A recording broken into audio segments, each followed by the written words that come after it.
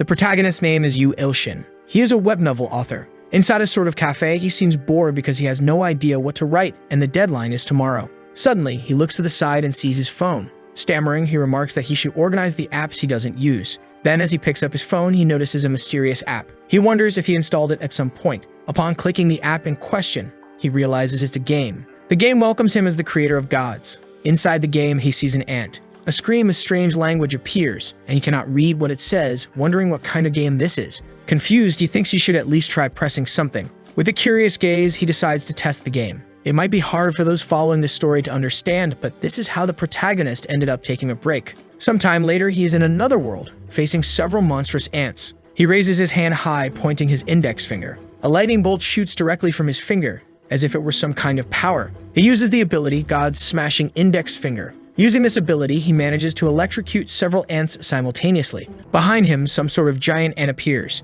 It seems to be a type of boss that completely destroys the ground. When the smoke clears, the protagonist is no longer in the same spot. Floating, the boy prepares to use another special ability with his index finger. Then he unleashes God's Condemning Middle Finger. This previous ability is of the fire element and burns all the ants in front of him. After this massacre, he lands softly on the ground. At this moment, he notices he has a cut on his face. With his ring finger, he uses the healing ability, God's Healing Ring Finger, to recover. However, at that moment, another even larger monster appears, resembling some kind of demonic centipede. Without any fear, the boy begins to summon some kind of magical sword. In fury, the monster roars and charges toward him. The protagonist also attacks using his magical sword. In the boy's room, no one is sitting in his chair. His laptop is on as if he had, by chance, gone to some other world. And this is the story of how he ended up taking a break against his will. Afterward, many people began commenting online that the author was pausing his work to play a strange game. They even sent him an email asking if he could at least return later to save the world. Thus begins the serialization. One fine day, dungeon portals began opening and demonic beasts emerged from them. Soon, a calamity struck all of humanity. However, with the appearance of hunters who had awakened their abilities, the calamity turned into an opportunity. From the demonic beasts they hunted, divine energy and divine materials were collected, which brought new hope to humanity. Thus, hunters were divided into classes, ranging from SSS to G. The abilities of a class G were technically no different from those of a normal human. Once hunter classes were defined, there was basically no possibility of changing them. A girl in a school uniform walks past a poster of a hunter. She simply observes it in silence.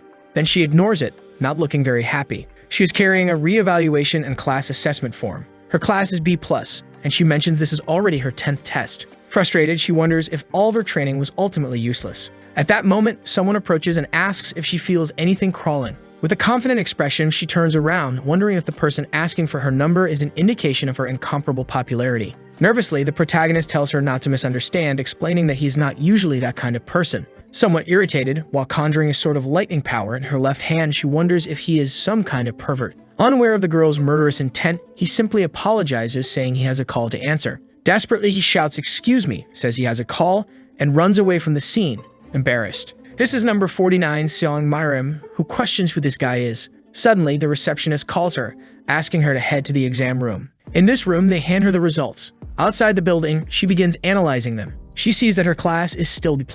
Disappointed with herself, she realizes she still hasn't surpassed Class B. Carrying a silent sadness, she thinks she cannot break the class limit. While holding her phone, she notices something strange. It's an emergency alert indicating that a portal has appeared in Seoul and from it emerged an A-class spike bull. A call is made for nearby hunters ranked A or above. Concerned, she realizes that the monster in question is a spike bull. Meanwhile, a reporter states that she is in the middle of a parking lot where a demonic beast suddenly appeared and warns that hunters have yet to arrive. According to current information, the demonic beast is the spike bull, and if true, they are facing a monster capable of destroying a city. Amid the chaos, Yu is running alongside a little girl, but she trips and falls hard to the ground. Worried, he helps her up, calling her by name, Seong Guyon, and asking if she's okay. At that moment, they notice something approaching. Behind him, the demonic beast in question appears. Both he and the little girl are extremely worried and brace for the worst. However, a devastating strike hits the monster. Number 49 appears, wearing some sort of motorcycle helmet. The attack catches the demonic monster's attention, causing it to look up.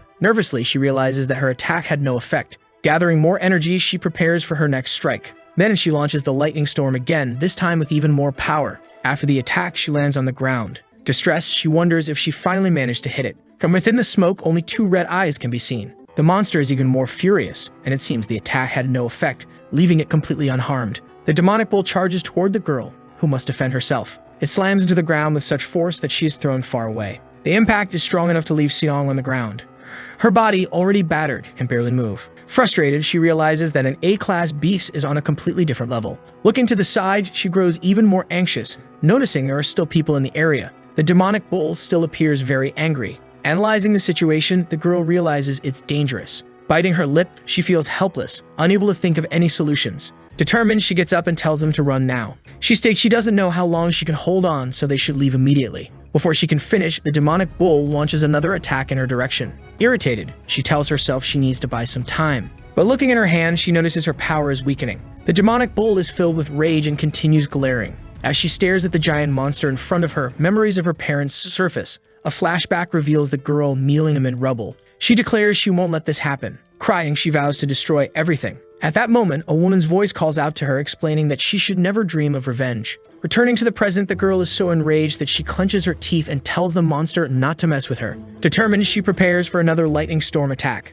However, she suddenly hears someone say, "God's smashing index finger." The phrase echoes in her mind. Instead of only using her hand for the attack, she begins channeling power through her entire body. In fury, she releases all the energy she can muster from head to toe. The electricity is so intense that her pupils merely disappear. After gathering such immense energy, she channels it into a single sphere. Throwing it at the giant monster, she uses her ultimate ability, Lightning Storm, at full power. The attack is so strong that a massive explosion of electricity can be seen from afar. It is reported that a B-class hunter, the Thunder Empress, has defeated an A-class demonic beast, and everyone thanks her. Many people begin to revere her, even asking for autographs, and amid the chaos, the reporter announces that the Thunder Empress defeated the Spiked Bull. Looking at her hands in disbelief, she realizes she actually defeated the Spiked Bull. Suspicious, she wonders what just happened. Staring at the deformed monster, she understands that it's as if she had surpassed her own limits. Suddenly, the protagonist appears with his little sister, thanking her. He asks how he can repay this debt, but she tells him it's fine.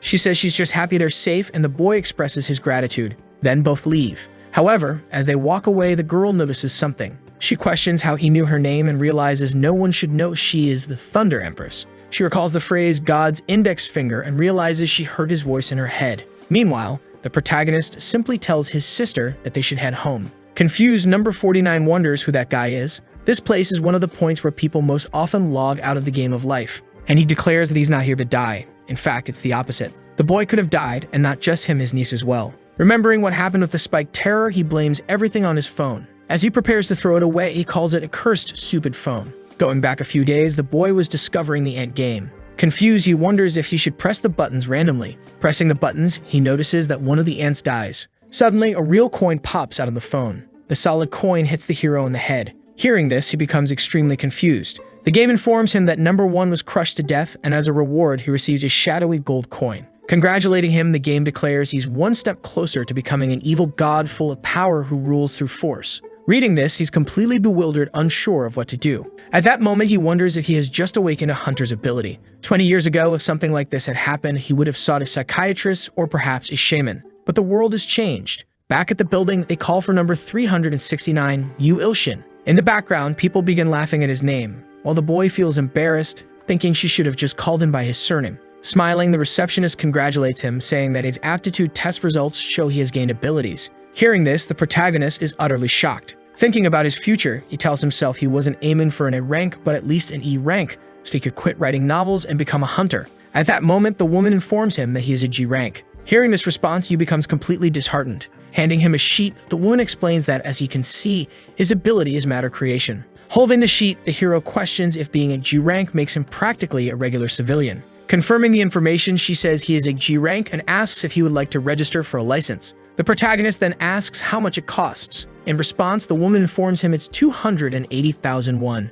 Shocked, he promptly refuses, wondering why he would waste that money since, as a G rank, he can't enter any dungeon. Disheartened, he thinks he should go home to work on his chapter before Web9's manager starts pestering him. At home, he starts writing his text. However, he's completely fixated on the screen. Looking to the side, he realizes it's 2 a.m. and wonders what he has been doing for the past 5 hours, typing and deleting. Grabbing his remote control, he wonders if it's better to take a moment to clear his head. On the news, it's reported that S-Class Hunter Bak attacked a disaster-ranked dungeon and successfully completed the mission. This brings humanity one step closer to salvation. Captivating as a fatal temptation, an item that S-Class Hunter Seong Mina always carries into dungeons is highlighted. It's described as the only choice for protecting her skin. Completely frustrated, Yu turns off the TV, complaining that in another place it's better to have successful hunters. Lying in bed, he declares he hates seeing them. Then he decides to take a nap and write later with a clear head. However, his phone starts ringing. It keeps ringing for 2 long minutes. Annoyed, the protagonist tries to ignore it, but he can't and ends up waking up.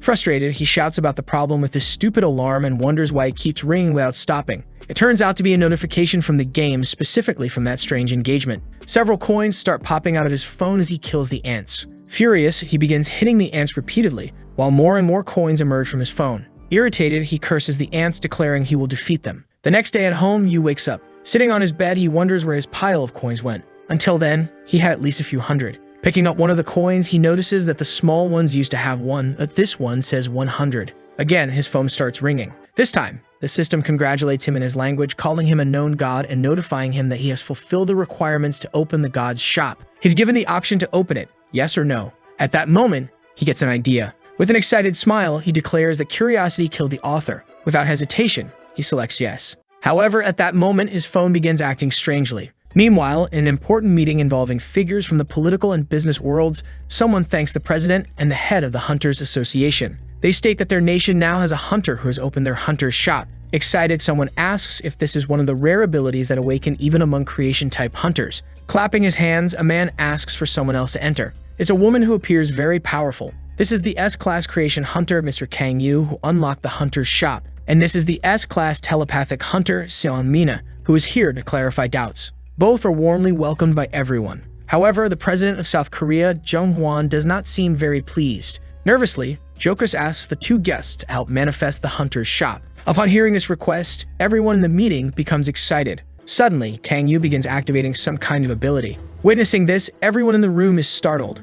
A man with glasses asks if everyone is okay. At that moment, the president starts speaking, saying that apart from the commotion, he doesn't see anything. Jokus then tells everyone to remain calm, explaining that it's normal for only the person who activated the shop to be able to see it. He explains that they will use Seong Mina's telepathic ability to show everyone the shop that only the hunter can see. At that moment, the woman uses her telepathic abilities. This is the hunter's shop, displaying items like potions, the Great Holy Sword, God's Thunderous Blessing, and others. The items range from consumables to weapons, all with varying prices. Excited, a man exclaims that these are items he has only heard about in myths and legends. Someone mentions that God's Thunderous Blessing costs 3 trillion won. A colleague comments that it would be a bargain considering the strength of such an ability. In the background, the president interrupts, calling everyone's attention. With a serious expression, he instructs them to keep this information in their minds. Nervously, he explains that the country's fate depends on it, and therefore, they must keep it a secret until the project is fully operational. He informs Mr. Kang Yu that he will need at least 2 S-Class hunters as bodyguards. Hearing this, the woman silently observes. At the same time, regarding the protagonist, the system informs him that he has fulfilled all the requirements to activate the god's shop. As we've seen before, he decides to click yes. Afterward, the game says that to activate the god's shop, he needs 100 coins and asks if he wants to use them. He agrees. Looking to the side, he notices that one of the 100 value coins disappears. He thinks that so far, these strange coins keep appearing and wonders if it might be creation-related, just like Kang Yu, the hunter. He understands that the difference between Kang Yu, an S-Class, and himself, a G-Class, is like heaven and earth, but perhaps he can make some money. Seeing the hunter's shop, he realizes he can only read the prices and the total gold he has, but nothing about the names of the abilities. Nervously, he begins examining the prices of everything. Suddenly, his phone starts glowing intensely. Disheartened, he remembers that after an entire night, he only managed to gather 300 coins and questions why these items are so expensive. However, the hunter's shop begins moving on its own. Looking at the price of an item costing 100 coins, he notices it moves on its own and stops abruptly.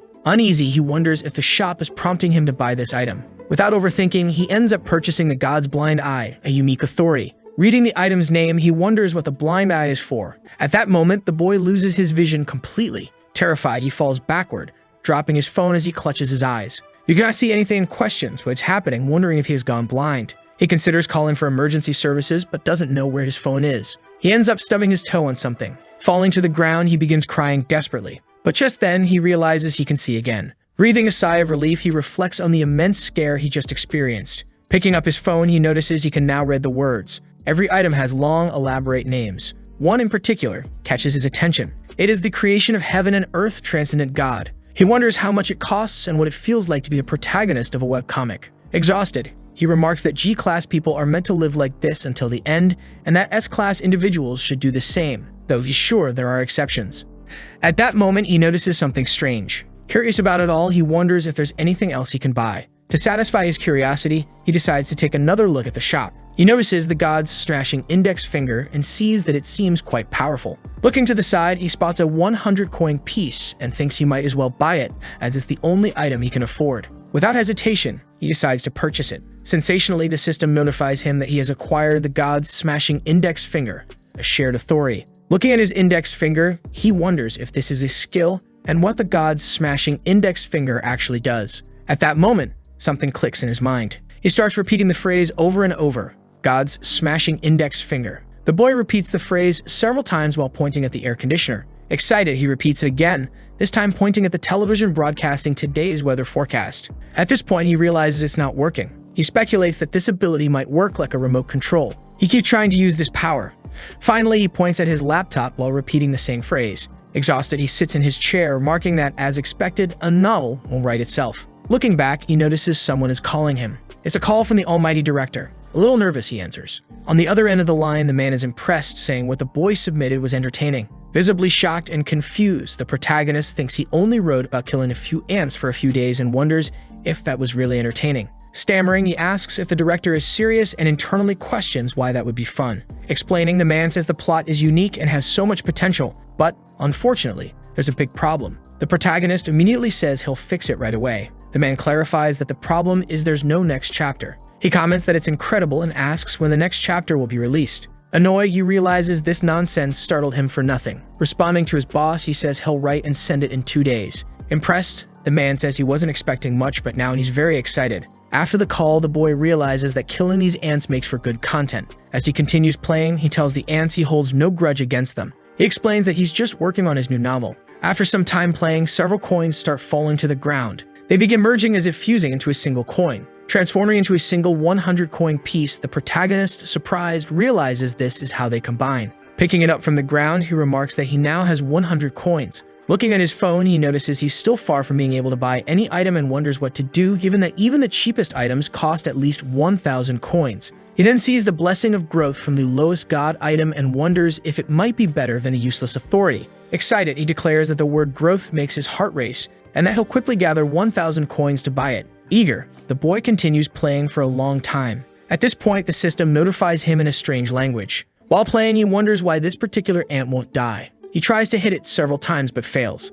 Analyzing the situation, he realizes this ant is different from the others. He wonders if it's the boss. Completely out of his mind, he puts all of his effort into killing the creature, but it keeps dodging. Frustrated, Yu remarks that this is infuriating. In fury, he declares he'll show off the rhythm game skills he acquired from his Guitar Hero days. As he continues playing, the system keeps sending notifications. Completely drenched in sweat, he stares at the screen without blinking. Perplexed, he realizes he still hasn't succeeded. He wonders how this stupid ant can be so fast. Yu becomes increasingly irritated. The red ant is still alive. Losing his temper, he shouts that he'll kill the rest of them if that's the case. Sometime later, the system notifies him that number 801 has been crushed to death. It also informs him that the karma value of an unknown god has surpassed 800. Examples of karma remaining until achieving the title of evil god of power and aggression are displayed. It's 3 a.m. and the game announces he can receive a reward for earning the title. Unable to keep playing, the protagonist collapses onto his bed. Meanwhile, the game declares that the unique authority, God's blind eye, has been activated. The god of an unknown name is pursuing the unattained sacrifice member 404. Sometime later, in what appears to be a movie theater, the session is completely empty. Desperate, the protagonist wakes up, wondering what kind of place this is and if there's anyone around. Confused, he questions whether this might actually be a movie theater. Suddenly, a bright flash of light appears beside him. When he realizes what it is, the boy widens his eyes in shock. In front of the giant movie screen, he keeps watching. His expression resembles that of a zombie or a living corpse. Someone is wandering through barren lands, questioning whether this is the power of the god of the Dark Tribe. They state that this god tried to kill them by sacrificing his followers. His depravity makes him seem more like a demon than a god. That figure turns out to be the ant, who states there's no time left and that it must warn its companions. The figure is walking alone through the desert. It stops in front of what appears to be entrance to its home. The red ant is completely exhausted and drenched in sweat. It starts coughing up blood. It seems like it can't hold on much longer. Despite the pain, it decides to keep moving forward and enters the place. Sometime later, the ant is eating some strange food. While it eats, its eyes burn with immense fury. After the meal, it heads to a place resembling a dining hall. All the red ants look surprised to see it. The figure shouts, informing them that it has discovered where the black tribe's food flowed to, and that they were annihilated by the god of the tribe, who is a monstrous beast, barely escaping with its life. At this, all the ants in the dining hall fall silent. Then they start laughing, calling a coward a disgrace to the great empire, and saying that if it was defeated by its own food, it should have died there.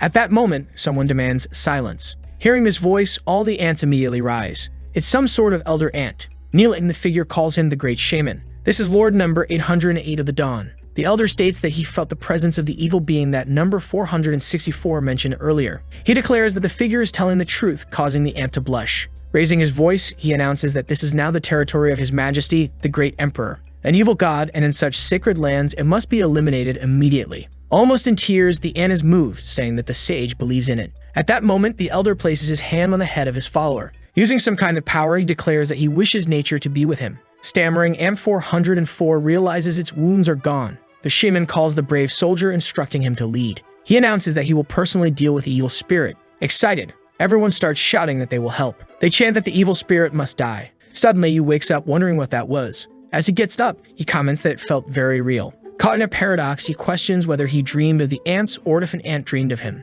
His phone then notifies him about numbers 404 and 808. Picking up his phone, he realizes it's that cursed ant again. Enraged, he declares that this time he will definitely kill it. However, the game informs him that nature must deny evil. Shocked, the protagonist realizes he just saw that bearded ant in his dream. Suddenly, his phone begins glowing blue. It strikes him on the forehead. After taking the hit, the boy is stunned. Quickly, he becomes confused about what just happened. Apparently, the attack was made by the elder. With a murderous aura, the elder declares that nature must deny all evil. Then he strikes the boy again. Yu covers his face with his hands, screaming. In the background, the elder's followers cheer, saying he is undoubtedly a sage. One adds that he achieved a great feat, and that His Majesty will be very pleased. Another suggests that he might have another sacred dream at this expedition's banquet. And number 404 congratulates the sage while the old man starts trembling. Stammering and terrified, he orders everyone to flee. The elder is quickly struck by a lightning bolt. One of the ants points upward, declaring that it's coming again. Suddenly, everyone starts being annihilated one by one. Yu is so enraged that he begins punching his phone repeatedly, and the system reports that number 404 is subject to a violent death. It also states that number 808 is subject to a violent death as well. Yu is so infuriated by it all that he punches the phone until it breaks. Meanwhile, the game continues reporting that several ants are subject to violent deaths. After all those punches, the hero is left confused. Regretfully, he picks up his phone and starts crying, lamenting that it's completely destroyed. However, the game congratulates him, announcing that he has received the title of Evil God. After crying profusely over his broken phone, the protagonist begins to realize all the achievements he has gained. With his face bruised, he notices something different. The game notifies him that the karma of known gods has reached 1,000. It congratulates him as he has earned the title of God of Evil. The title Brutal Assassin is granted after evil karma exceeds 1,000, and with the effect of the unknown god title, his combat luck increases. This is essentially a title for surpassing 1,000 karma. Hearing terms like Brutal Assassin and God of Evil, the boy thinks to himself that he's still a good person,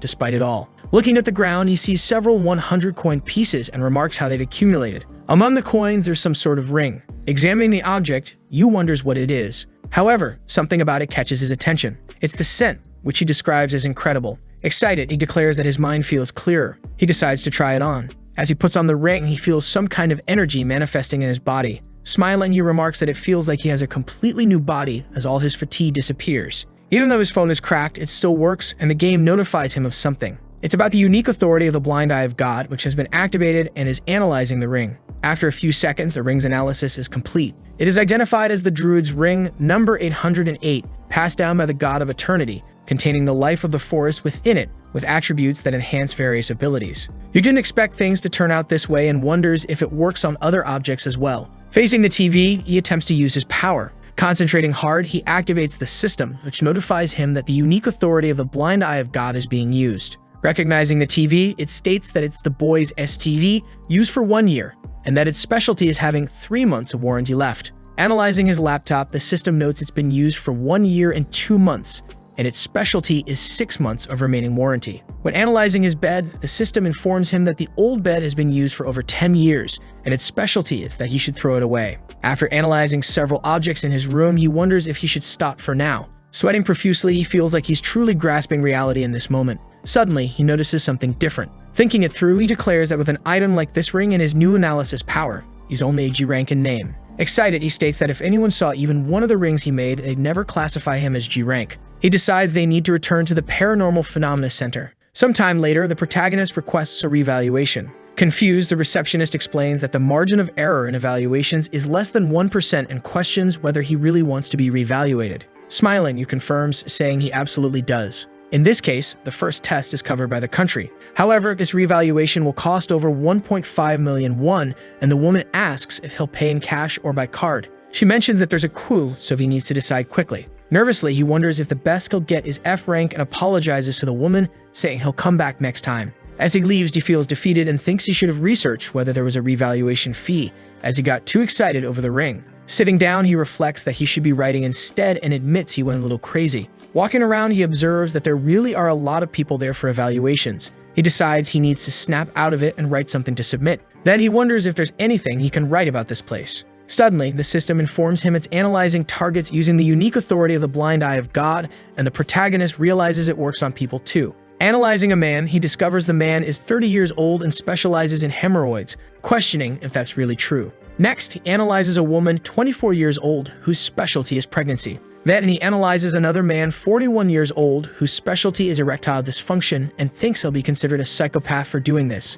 After analyzing the three people without their consent, the protagonist feels somewhat uneasy. At that moment, he sees the girl who's taken earlier. This is Selling Mary, a 19-year-old woman whose specialty is being sensational. Surprised by this specialty, the girl stands up. She is the first person whose full name he can see, and he wonders why. Additionally, everything about her is captivating, and he questions what kind of specialty this could be. Feeling a bit apprehensive, he decides to approach her. His hand trembles as he tells himself to stop right there. With a nervous gaze and trembling hands, he mutters to himself that curiosity killed the author and that he should stop. Still, he walks up to the girl and politely asks for her attention. Then he asks if she is excited. Turning to face him, she leaves the boy thinking that he finally did it and that he's losing his mind. Reacting to his comment, the girl becomes extremely irritated. At that moment, a bit of power begins emanating from her left hand. Nervously, she declares that he shouldn't think of her as someone strange. Seeing her intimidating aura, he hastily explains that he isn't a weirdo while thinking he should have said something more convincing. Suddenly, his phone starts ringing and he excuses himself. Relieved, he answers the call. It's a call from the demon's sister. Seeing the contact name, he's startled. Fleeing, he apologizes, saying he needs to take this call immediately. The girl, confused and irritated, watches him leave. Sometime later, outside the building, the excited hero wonders where he should meet his beloved niece. On the other end of the line, she teases him, saying he's only happy because money is involved and tells him not to treat her like a jobless person. Arguing with her over the phone, he says he understands, hangs up, and tells her not to be late. He sighs in relief, thinking he avoided getting scolded for wasting inspiration time and wonders if he could survive long enough to write something. Later, at the park, sitting on a bench, his niece asks him a question. She asks what dark story means, while he thinks she's adorable and wonders how his demon brother could have fathered such an angel. Hearing her question about a dark story, the protagonist's expression completely changes. Disheartened, he explains that there was something like that in what he updated today. Confused, the child asks what updated means, while the boy wonders how he'll resist pinching her cheeks. Pinching the child's cheeks, he talks about updates and tells her she's incredibly cute. Annoyed, she makes him stop. Angry, she declares she hates him and complains that she's told him not to do that so many times. She asks how many more times she'll have to say it, while he apologizes. Feeling nervous, he thinks it's hard to resist her cheeks, but since she hates it, he knows she'll be grumpy for at least an hour. At that moment, a game screen appears in front of him. The game is analyzing his niece. Displaying her full name, it states that she is the protagonist's niece, a 5-year-old human female, with a note that she wants to eat a chocolate ice cream cone. Changing the subject, you asks her if she wants to have some ice cream, a delicious chocolate cone. Hearing this, the child starts drooling, clearly craving it. The ice cream vendor welcomes them and thanks them for visiting. Looking up, the niece says she wants a chocolate cone. He reassures her that it's fine and that he can pay. He gently asks for a chocolate cone. Seeing several coins on the counter, the vendor looks a bit confused. Annoyed by the coins, she asks the protagonist to wait a moment. From afar, Yu watches, wondering if she's really just going to serve such a measly amount. He questions if it's because he paid with coins, but reminds himself it's for the child, the future of their world. Pointing at his index finger, he declares he has his remote control. Pointing ahead, he utters the famous phrase, God's smashing index finger. Then he notices that a large amount of chocolate starts pouring onto the cone. After leaving the ice cream shop, the girl is enjoying her chocolate cone. The cone is enormous, so the protagonist asks if he can have a bite, but she promptly refuses. Disheartened, he says it's fine and that she can eat it all. Looking at the sun, he remarks that this is a peaceful day. Suddenly, his phone starts emitting some kind of alert like a warning. Concerned, Yu grabs his phone, wondering what it could be. The game notifies him that the Cruel Slaughter title has been activated. During the activation, the game explains that the battle luck of the unknown god has greatly increased. Suddenly, a voice begins to echo, catching Yu's attention. The voice declares that whoever walks the path of great evil will devour even the trials they face and become the true demon god. At that moment, his ice cream drops its chocolate onto the ground. As the notification is announced, she looks at something strange. Two red eyes appear in the sky, the entrance of the demon bull. Terrified, the protagonist declares that he's in big trouble. Fast forwarding a bit, we see Seong stating that she doesn't know how much longer she can hold on. Meanwhile, the monster keeps roaring. At this moment, Yu begins to formulate an idea. He's still extremely afraid of what's in front of him. Using his ability, the demon bull is analyzed, genderless, 400 years old, and seeking activity by devouring the unknown god. Later that night, he remembers the analysis he conducted on the bull. He recalls how the unknown god was suffering in Godmaker and wanted to confront its mind afterward, which didn't happen by coincidence. He also remembers when the girl told him to run away. On top of all this, there was a message when the demon bull was defeated. The game notified him that he had completed the trial and that Cruel Slaughter had ranked up. As a reward, he could acquire the authority of a low-class god without spending any coins. However, it would be limited to the exclusive demonic authority of gods. This notification appeared right after the bull was defeated. Frustrated, the hero declares that all this is happening because of his phone. Determined, he prepares to throw it away, calling it stupid. However, the phone begins to vibrate. The system sends a message, holiness god, and something else in a strange language. Reading this, the protagonist wonders about this holiness. Somewhere else, two guard ants are discussing the nameless god. Suddenly, one of them is struck on the head. The other guard starts crying and trembling in fear. Seeing a giant ant before it, the guard begs for mercy. A scream from outside can be heard as another ant prays to save its tribe. Hearing this scream, the praying ant also begins to tear up and tremble. At that moment, the giant red ant approaches, calling out for the dark tribe's holy maiden. It asks if she thought she could escape the imperial soldiers. With a murderous gaze, the monster begins licking its own blade. Seeing the killer aura of this creature, the ant starts to panic. On the other side of the screen, the protagonist is given a choice. Would he like to save the small creature desperately seeking his help? At this moment, he remembers the demon bull. Thinking about it, he believes it must have been in the same situation. Meanwhile, the ant's about to strike the maiden. Laughing, it mocks her, calling her the holy maiden of the dark tribe, and tells her to accept her fate with gratitude as a sacrifice for his majesty. However, before it can finish speaking, it notices something strange approaching. The monster is struck by a lightning bolt generated by the protagonist touching his phone's screen.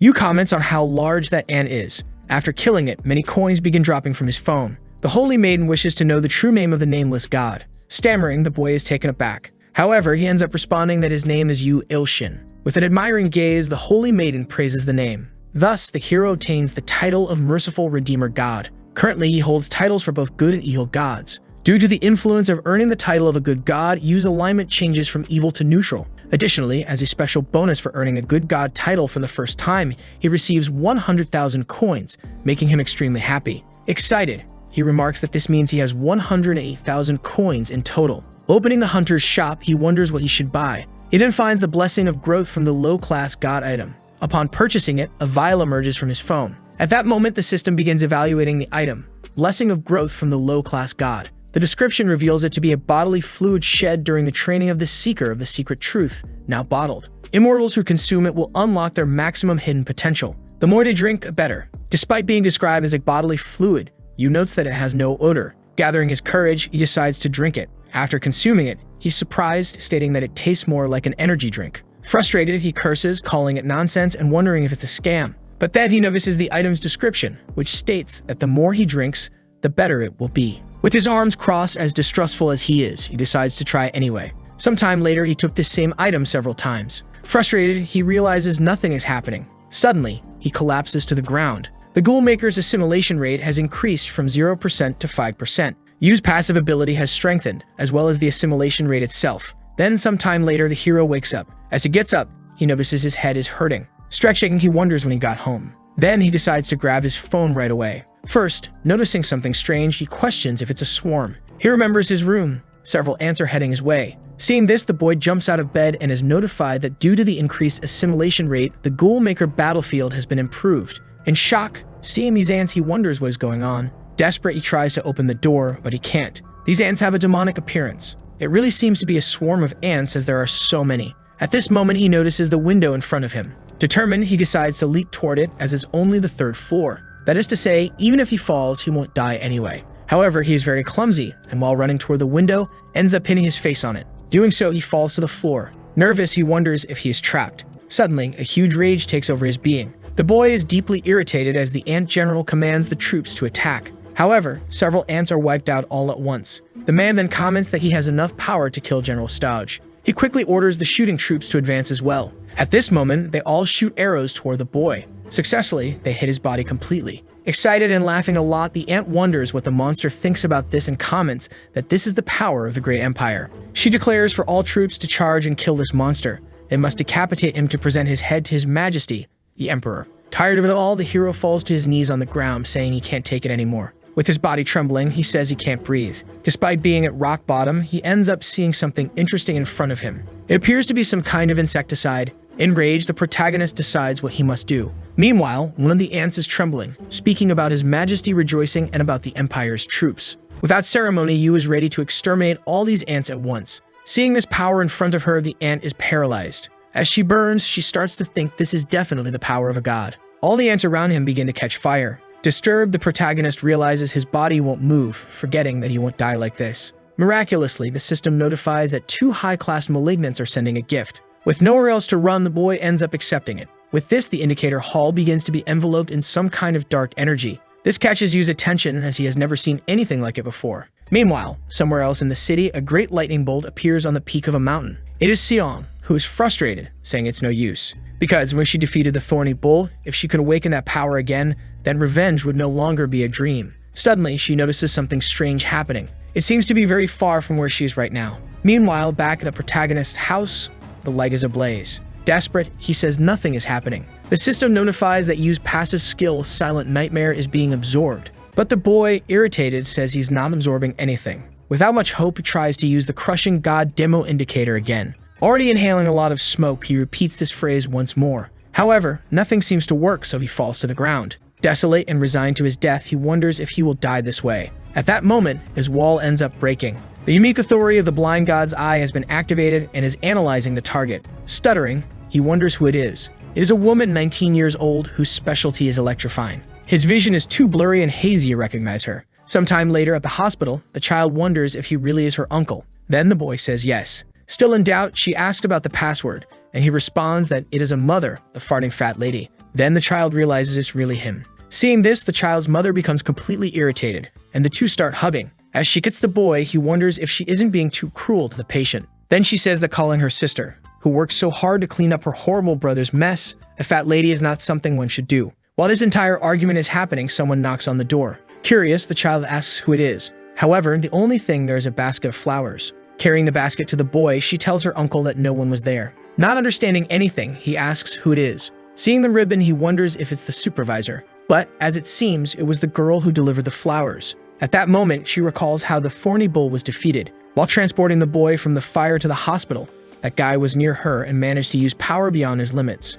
She observed him for 4 whole days, but still doesn't understand how that guy possesses something that allows him to surpass his own limits like that. However, she notices something strange and wonders if, in fact, she's being a stalker at this moment. Turning around, she declares that she should go back before being caught spying on him. But she sees that the boy is moving. Nervously, she realizes he's irritated. At the same time, in some exotic forest, a bearded man pleads with someone to reconsider. Speaking to the saint, he says this is the treasure of their tribe. He begins arguing that he saved the tribe, but she says her decision is final. She states that, as she mentioned, it's a treasure passed down in the tribe. However, she warns them not to forget how they were saved from the army. Moreover, she explains that if they repent for the sin of forgetting them by giving up what is most precious to them, they might have a chance to receive his forgiveness. Still on the hospital stretcher, the protagonist is furious, saying these ants are wretched. Seeing this strange scene, the girl is completely confused. She wonders why he's acting like this. Irritated, she declares that he is a patient dying here, forgetting why he has to challenge himself even more. Staying the saint, she notices the subordinates praying for him and calling him a damned ant. At that moment, there's a social question, and they want to offer him a tribute if he accepts. Tribute questions are only offered to important people, so she wonders if he is indeed an important person now. Crossing her legs, she wonders what they're dealing with but accepts. Then she announces that the tribute has been successfully sent. This is one of the 7 fruits left by the world tree. Holding the object, she comments that it doesn't have a strange smell. However, she hadn't read the notification until now. Reading it carefully, she realizes it's an important item. Putting it in his mouth, he says it passed. Upon swallowing, he already feels something strange happening. His entire body ends up being electrocuted. From the rooftop of another building, Sung observes this and doesn't quite understand what's happening. After swallowing the item, the hero starts crying. Irritated, he says it's very salty. He wonders what this taste is, commenting that it's salty, spicy, and even bitter at the same time. But an aura begins to emerge from within his body. In that moment, all of his bandages and plasters fall to the ground. Surprised, he wonders if, in fact, his wounds have healed. Stuttering, he realizes his injuries are no longer there.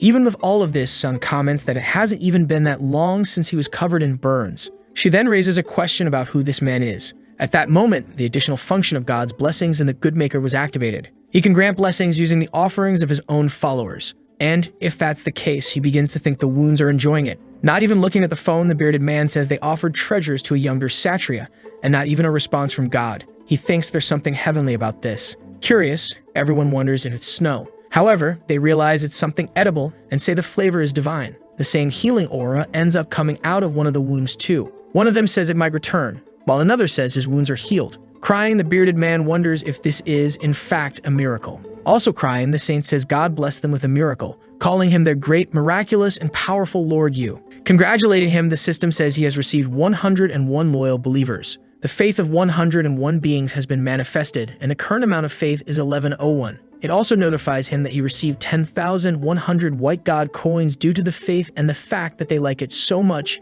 even though it's just a taste, leaves the protagonist surprised. At this, the hero starts finding the little creatures cute. Sometime later, in another part of the city, a man starts calling out to someone saying to buy things at the highest prices and that even for hermits, it will be allowed. A bald man ends up bumping into his shoulder. Irritated, the man asks if he's looking for a fight. The one making way is the hero, who comments that this place is dangerous. He says the man should look for a place where normal people like him can sell their items. A place that should also be lively. After searching a lot while the place is still good, he comments that it should be good. While in the background, someone is watching. Entering the establishment, he asks if anyone is there. A woman wearing glasses welcomes him, saying this is the Rija shop. Nervous, the protagonist comments that he's here to sell items and she says he must be a hunter. However, he replies that he isn't and that his abilities have awakened, but he doesn't yet have a hunter's license. At that moment, she hands him a paper, asking him to fill out the form. The girl kindly asks him to sit down and take his time filling it out, and he thanks her. With the little flower in hand, he wonders if she wants him to write where the item came from and questions what he should write.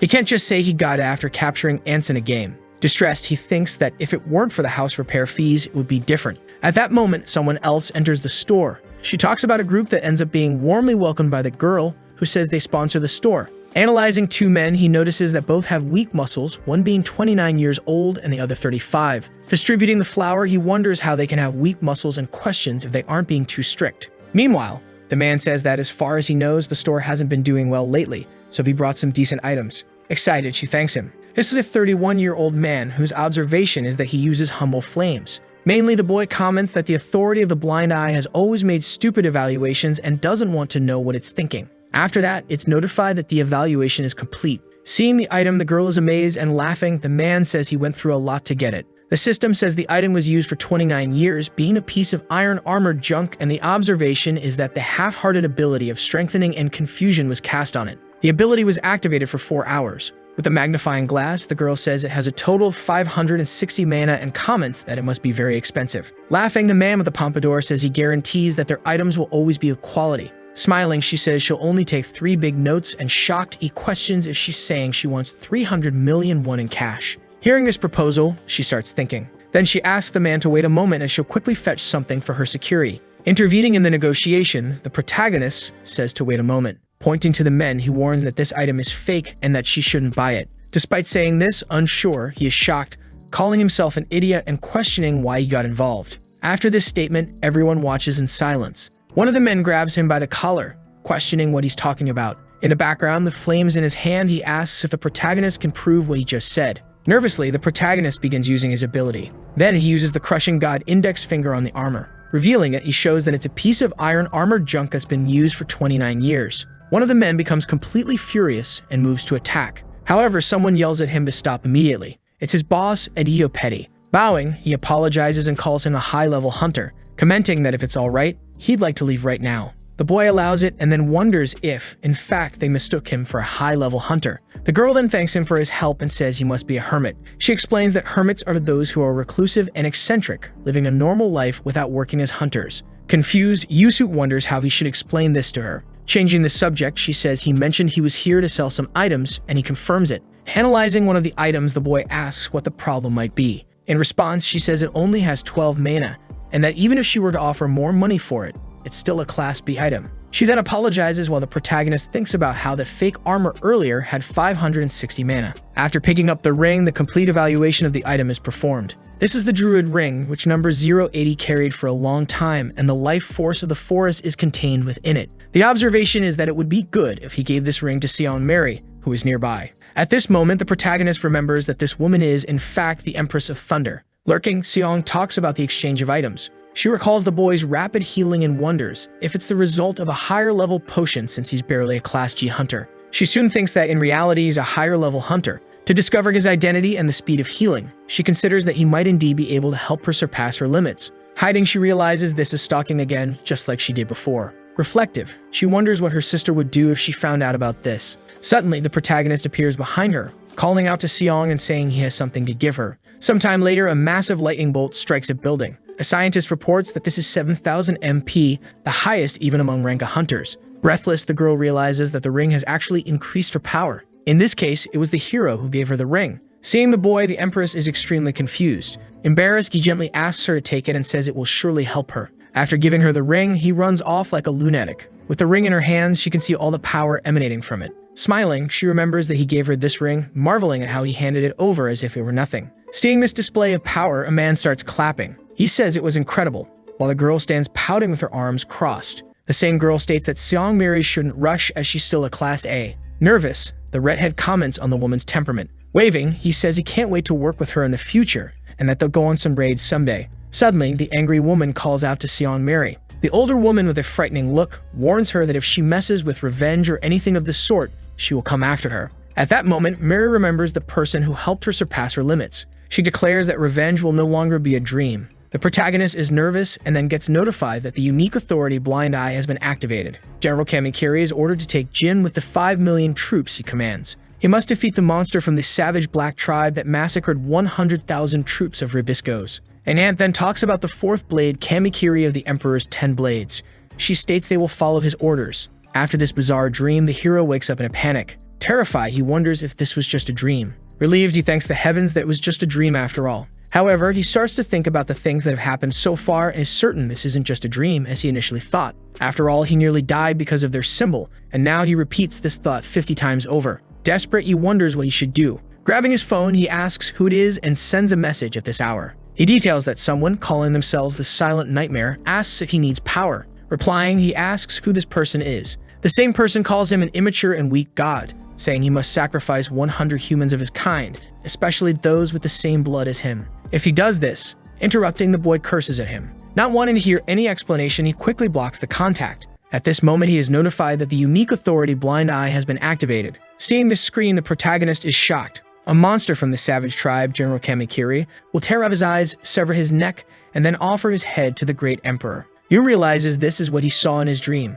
Looking at the clock, he sees that about 4 days remain. Something else on the phone catches his attention. Entering the game, he notices the saint and the 101 followers are also trembling with fear. He declares to himself that he will have to separate again. In front of the mirror, he wonders why self-analysis isn't working as it works so well on other people. Suddenly, the system notifies him that it worked because Yu was successfully analyzed. His specialty is being irrational and a failure. After getting this self-analysis, he curses this power. Sitting on his bed, he comments that he bought what he needed from the hunter's shop.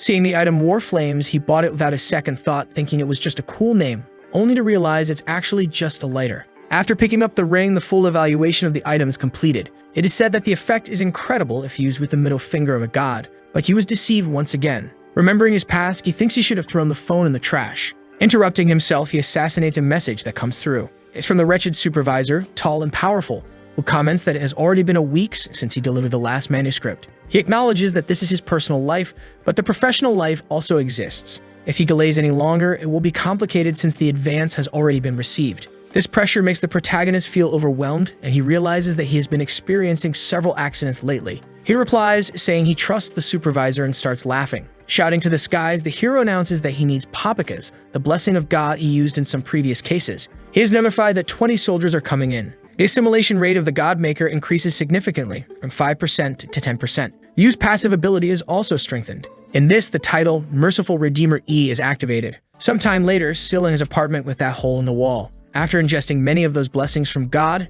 Gordo is drooling. In front of the computer, he announces that the manuscript is ready. Then he informs that he should send it to his supervisor. Meanwhile, Seong is out on the street, saying she also managed to eat a cake. Hesitant, she wonders if Gordo will find it strange that she knows his address. She tells herself she needs to make a good impression to ask for a favor. Gathering courage, she tells herself not to be nervous and that she'll just face him. Determined, she begins climbing the stairs of the building. She stands before his door and prepares herself. Completely out of it, the protagonist tells the supervisor he's going to buy him some meat. Nervously, Seong prepares to ring the doorbell. After ringing it, she wonders if he's not home. However, she notices that the door is actually open. The label on the location calls for Yu. She wonders if, in fact, he isn't home after all. Flashing back to work, someone comments that Gordo is late again. On the verge of teeters, they question if he's going to miss the deadline again. But someone appears with many sheets. They hand them to the protagonist with a friendly smile. Impressed, the man says it's quite a feat to handle everything at once. He becomes so emotional that he starts crying. He then announces that today's meeting will include Korean beef. Returning to the real world, the protagonist is asleep in captivity. One of the men questions how he can sleep in a situation like this. However, the boy starts laughing, saying this is great. With a manic expression, he speaks to the back. Seeing this, everyone steps back. Approaching, the leader uses his firepower, and looking around, the boy realizes it's a kidnapping. He wonders what's going on and if he really has been abducted. This 31-year-old man uses insignificant flames and remarks how impressive it is that he can sleep so soundly in such a situation. Among his companions are a 29-year-old and a 35-year-old with weak muscles. After analyzing them, Yu wonders if they really have significant flames and weak muscles, just as the analysis suggests. Then he remembers they are the scammers he met at the store. Stammering, he questions what the men want. The leader responds that he wants compensation for the damages caused last time and for interrupting their business. However, he also says he'll accept a bank transfer. Nervous, the hero says his phone isn't here, but one of the companions disproves him. Smiling, he shows that he indeed has his phone. At that moment, the system finishes an evaluation and begins calculating the time remaining until the Imperial army of 5 million soldiers, led by the general, arrives. Suddenly, the countdown reaches 0, and in a frenzy, the boy tells them to untie him immediately and throw the phone away. The leader doesn't understand what he's talking about, but it seems it's already too late. Some disgusting slime starts oozing out on the phone. Instantly, it envelops the man entirely. He disappears completely. Several ants then appear in the room. It seems to be a small army, and one of the men questions what these insects are. Looking back at the flames, he curses the protagonist, saying this is his ability. Smiling, the leader seems to underestimate the insects before him. Then he attacks them with his flames. Almost getting burned, the boy wonders if these weren't supposed to be insignificant flames. Looking around, he notices there are no ants left in the room. It seems they were all burned. With a manic expression, the leader asks if they can calculate how much the boy owes for killing his younger brother. Nervous, the protagonist realizes he's in deep trouble this time. However, the leader's body begins to sway. In an instant, he collapses stiffly to the ground. Blood starts pouring from his head along with the strange object. Looking closely at the floor, it seems to be some kind of catapult created by the ants. Completely desperate upon seeing this massive army, the big guy starts running, screaming for help. Terrified of dying, he begs the protagonist to open the door. He pounds on the door frantically, pleading for help, and the protagonist reflects that this is exactly how he felt when trapped in his apartment. Without haste, an ant calmly commands an attack. Then several stones from the catapult are launched at the man. Quickly, they hit him. Analyzing the situation, the protagonist understands that fewer of those fiery individuals managed to escape from this army. He wonders if he'll make it out alive. Scared, he thinks that if he had known these guys were so strong. In doubt, he realizes that none of this would have happened if it weren't for that cursed game. One of the ants calls him beloved dark god, stating that all his subordinates have died. It continues, saying that it will also kill him and turn him into a snack for his highness. At that moment, Yu notices something strange. A light is emanating from his phone. The system notifies that the effect's small miracle is being activated. Some blue patterns appear on the ceiling. Suddenly, a powerful lightning bolt crashes to the ground like thunder. Seeing this, one of the ants asks how they can better attack His Highness's army. Then it calls for the secret subordinate of the Dark God to reveal themselves. It turns out to be Seong, who asks if he was okay. This is Song Mary, a lively human woman. The high school student calls out to Mr. Yu, who is lying on the ground, panicking, talking about Miss Empress of Thunder. The woman uses the ability Blasphemous while the ant questions how she dares attack the army of the Great Emperor. Desperate, the ant notes that she isn't even using her own hands. Laughing, the hero tells them to check their own backsides. Analyzing the situation, the ant realizes the boy has the power to summon a very strong follower. It concludes that this dark god is the most malevolent of all, capable of destroying the empire and competing for the royal throne. Soon it declares that he, Kamakiri, will die here today. However, it resolves to defeat at least one of his followers. Meanwhile, Seong continues firing her lightning strikes, annoyed by the sheer number of insects. In the background, one of the ants calls out to the general, urging him to seek shelter. It reflects on how its servants are pleading and how it must exude an incredible aura of authority, one that would stain its precious blade with blood. Then it wonders if the general has prepared a sacrifice, stating that it will offer the heads of its soldiers as tribute. The entity accepts. One of its soldiers continues telling the general he needs to retreat. Everyone keeps calling for the general, but he simply ignores them. With a single motion, he attacks everyone at once. Seeing this, both the protagonist and the girl are stunned. Furious, the general seems to radiate the aura of a murderer. Moreover, his imposing presence has increased significantly. Witnessing this immense power, Yusu questions whether he just killed his own subordinates. This is Kamakiri, a 98-year-old man, whose specialty as the Empire's general still aims to take Seongmiri's head with the Millennial Blade. Seeing all this, the hero understands that the monster is targeting the girl. As he charges to attack her, the general declares that this is an insult to the great emperor. With a demonic appearance, he states he will take her life as payment. Nervous, Seong tries to activate her ability quickly. Then, before the general reaches her, she unleashes the lightning storm attack. However, the general manages to defend against it. Using his own blade, it's as if he sliced the lightning into several pieces. Afterward, he continues rushing toward the girl. With his demonic blade, he prepares to finish her off once and for all. Stammering, his body trembling, he screams for her. But she ends up taking a slash to the chest. The impact of the attack is so strong that it reaches the protagonist. Afterward, he begins to open his eyes. He then sees the girl on the ground. Her hair is scattered across various areas, stained with blood. The ant declares that her life can pay the price for disrespecting the emperor. Facing the protagonist, it calls him the dark god of the Shadow Tribe. It declares that he too must pay with his mediocre life. With his body trembling, the protagonist cannot contain his rage and remains silent. Suddenly, the monster begins to open its single eye. Behind the boy, a creature emerges as if it were some sort of box. This monster in question possesses an unknown authority, and with a silent nightmare present, a mortal fate looms ahead. This nightmare has not yet come to pass. Seeing all of this, the protagonist calls them cursed insects. Furthermore, the system informs him that this is a fate that will happen simultaneously soon. Yudelshin is a being capable of changing mortal fate. Angry, the boy says that those people saved him 3 times. Faced with it all, the system asks if he wants to change the mortal fate with the authority of God. However, upon selecting yes, 100,000 God coins will be consumed. Without hesitation, the protagonist agrees. At that moment, a great light fills the room. Yu's eyes are completely different from before. Time is being rewound with God's authority, and fate is being altered. Rewinding slightly, the girl's lightning is sliced into several pieces. As the ant approaches, she thinks it looks different, more dangerous. Then the system informs him that it is consuming 100,000 God coins.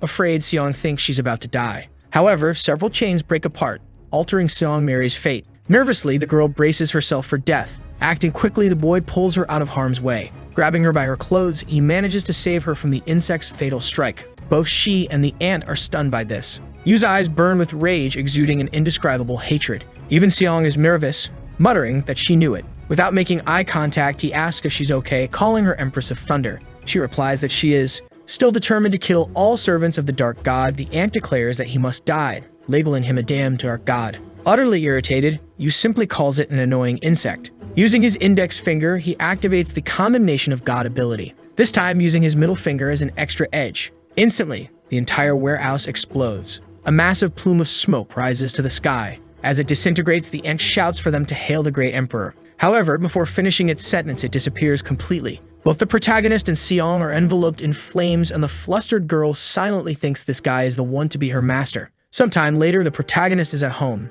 Seong is holding a trowel, gently asking her teacher to let her handle it. She is also carrying bags of cement on her back. Nervous at the sight, the boy remains silent. Rewinding a bit, he was holding that object and wondering where to use it. Looking at him with admiration, she remarks that he is a hermit and says she had been wondering about that. The protagonist feels something is off, thinking something isn't right. Falling to her knees, Seong pleads and calls him teacher. She says she wants to be the strongest, to do everything she can, acknowledging it won't be easy, but gently asks him to accept her. Hesitant, the hero realizes he needs to train soon. He works on his web novel while she simply observes. He calls her Empress of Thunder, but she corrects him, saying he can call her Myrrh. Curious, he asks what that means here, and she replies that it's until her teacher teaches her. Arguing, the hero insists he's just a regular person and also rank G. Explaining, the girl says he gave her a ring that made her much stronger, questioning how someone who gave such a ring could be rank G. Countering, he says he's glad it helped her, but that he just found it somewhere, trying to explain. Interrupting, Seong pleads, asking him to at least give her a chance to make up for her mistake.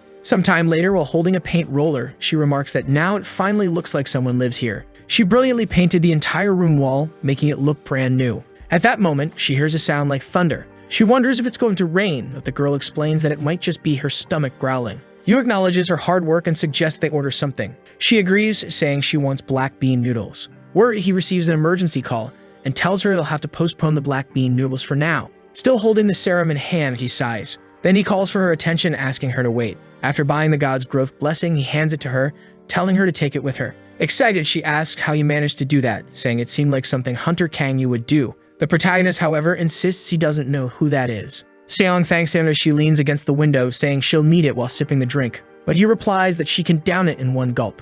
As she jumps out the window, she says she'll see him later. Watching her fly off, he resigns himself to eating alone. Sometime later, someone serves him food while the TV broadcasts the latest news. A journalist reports that an S-rank monster drake has appeared due to a rift at the parliamentary gate. One of the men comments that he hopes it destroys everything while it's here. However, the journalist states that, fortunately, a hunter arrived quickly on the scene. He continues, saying that buying time for citizens to flee seems to be the best course of action, and that the hunter is currently facing the drake alone. It's the B-rank hunter, the Empress of Thunder. Hearing this, the boy spits out his food. The man adds that while people believe she can't handle an S-rank monster, the Mambi Hunters Association has been asked to send reinforcements quickly. They then show live footage of the scene, and upon seeing it, the protagonist stammers, questioning if this isn't too dangerous, since it's an S-rank. This S-rank monster resembles a giant serpent. The beast is massive and prepares to attack. With just one swipe, it destroys the ground entirely. Seong dodges while holding someone. After setting the girl down, she tells her to run as far as she can and promises to stop the monster.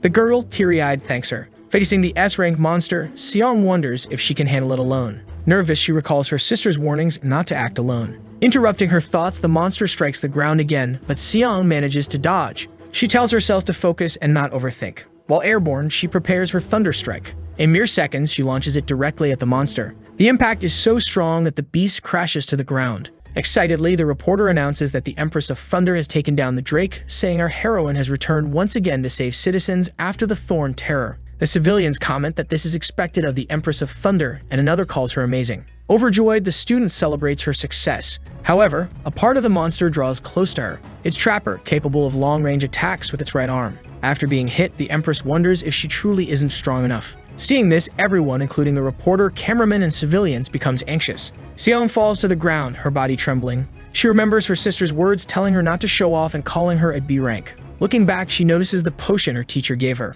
Meanwhile, the reporter states that although the drake is still alive, the whereabouts of the Empress of Thunder remain unknown. As the monster approaches, the reporter says it's coming toward them and hopes the Empress is safe. Suddenly, a bright yellow light appears in the distance. It's the Empress of Thunder, now wielding both her signature blue lightning and a new yellow lightning. As the massive monster looms over the city, everyone is in shock. But Miria surprises everyone by appearing with multiple bolts of lightning in her hands. Angry, she unleashes her ability toward the monster. Shin is at a restaurant watching everything on TV. Everyone is amazed, exclaiming how incredible the Empress of Thunder is. The news reports that the A-rank hunter, the Empress of Thunder, is currently defeating the S-rank drake. Shortly after, they broadcast a live interview with the Empress of Thunder on site. The reporters ask, "You defeated the giant S-rank monster so quickly after being promoted. How do you feel?" Miria, clearly embarrassed, asks if this is live. For a moment, she wonders if her master is watching and proudly says she did it. Miria thanks him, saying it was all thanks to the potion he gave her. The scene shifts to Shin and Miria in his room. Shin wonders why his views are over 2 million and why he has influenced someone like her. As he tells Miria, she is overjoyed and grateful that he bought her dinner. But the protagonist tells her she should head home soon or her family will get worried. Awkwardly, she replies that no one would worry about her that much. However, the protagonist responds that it's impossible for no one to care about such a beautiful daughter. She, in a sad tone, responds that both of her parents died in the Lesser Dragon incident. The protagonist is shocked by the revelation. The one explains the incident, saying the entire world united and barely managed to defeat it, costing millions of lives. Shin, feeling embarrassed for asking such a question, offers Miria some food, which she kindly accepts. Distracted, the protagonist glances at his phone and notices 2 new messages. The first states that he has satisfied the favorability and trust of the target. If the target says the next key phrase, faith can be activated. The activation phrase for Faith is, "I trust you, Ilshin Nim." He wonders if this is some kind of visual novel game. Then he recalls that activating Faith is like when he gained a lot of God coins with the Saint. But he doesn't know when the next ambush from the N army will happen, and the more God coins, the better. Returning to reality, he speaks to Miria. The girl responds, saying she has a favorite ask. Elated, the heroine says she can ask for anything. He asks if she can repeat what she just said. Without hesitation, she agrees and says the phrase, trusting him. Immediately, a notification appears that he has successfully formed Faith. The boy is stunned. Another message follows. Congratulations, Seen Miria is your first follower on Earth. Current followers, 1,102. However, instead of receiving God coins, he gains a skill or ability sharing system. Angry at this discovery, he desperately wants the coins. Concerned, Miria asks why he's upset and if something is bothering him. Surprisingly, a portal opens behind Miria, which she doesn't notice. Elders appear, observing the protagonist, questioning if he is the dark god of the Shadow Tribe. They promise a proud position to such an arrogant man, no matter how low it may be, claiming His Majesty made an excellent decision. The insect declares to its companions that this dark god will be of great importance in the upcoming Great War. They plan to show the dark god the generosity of His Majesty. Back to Shin, he wonders if he can use the lightning storm ability whenever he wants. Testing it out, he instantly incinerates all of His Majesty's servants. Miria is amazed by this, but he ends up destroying his own apartment. Worried about the immense repair costs, Shin sighs while Miria asks what's wrong and why he seems so down. Meanwhile, inside the game, His Majesty questions why the delegation was annihilated. The servants explain, saying the gods suddenly unleashed lightning as if uninterested in negotiation. His Majesty retorts, saying it was his idea to send a delegation to such a savage dark god. Surprisingly, the enraged sovereign impales the servants, killing them instantly. Rising from the throne, His Majesty seethes with fury. He demands that the head of that ignorant and arrogant dark god be brought to him, declaring it a matter of honor for the divine throne of the empire. All servants obey His Majesty, the great demigod and ruler of the empire. Miria is engaged in intense training, running countless laps around the track. Meanwhile, Shin watches in awe as she runs at incredible speed without using any of her abilities. He realizes she truly is a high-class hunter and finds it remarkable, asking if she plans to do more laps. Yu asks if she really completed her 100 laps and Sion confirms it. He advises her to take a break before continuing, and she thanks him. Afterward, he hands Miria an energy drink, but it seems to work differently on her. It may seem trivial, but he accepted her as a disciple and feels the need to support her somehow. All he can offer is this potion. Returning to training, she asks what she should do next. He suggests squats, but Shin, deep in thought, struggles to figure out how to train her effectively. Observing her through the blind god's eye, he is shocked when a celestial figure resembling the white tiger descends from the sky. The white tiger reveals itself as Miria's true nature, sealed away for the past 10 years. The girl, originally an SS-class hunter, momentarily unlocked her power using the cursed god's index finger. This means her power was blocked all this time but is now unlocked because the chains were broken. On a sunny afternoon amidst a bustling crowd, the athlete thanks her teacher. Her teacher advises her to drink the potion before going to sleep. Unexpectedly, she runs at full speed straight home. The protagonist is astonished at her current level of strength. He starts to wonder how powerful she'll become once all of her chains are broken. Curious, he questions who could have chained her in the first place. However, he puts this thought aside, believing he'll eventually uncover the truth. On his way home, someone in the crowd watches him closely. Back at his residence, he notices a massive hole in his house.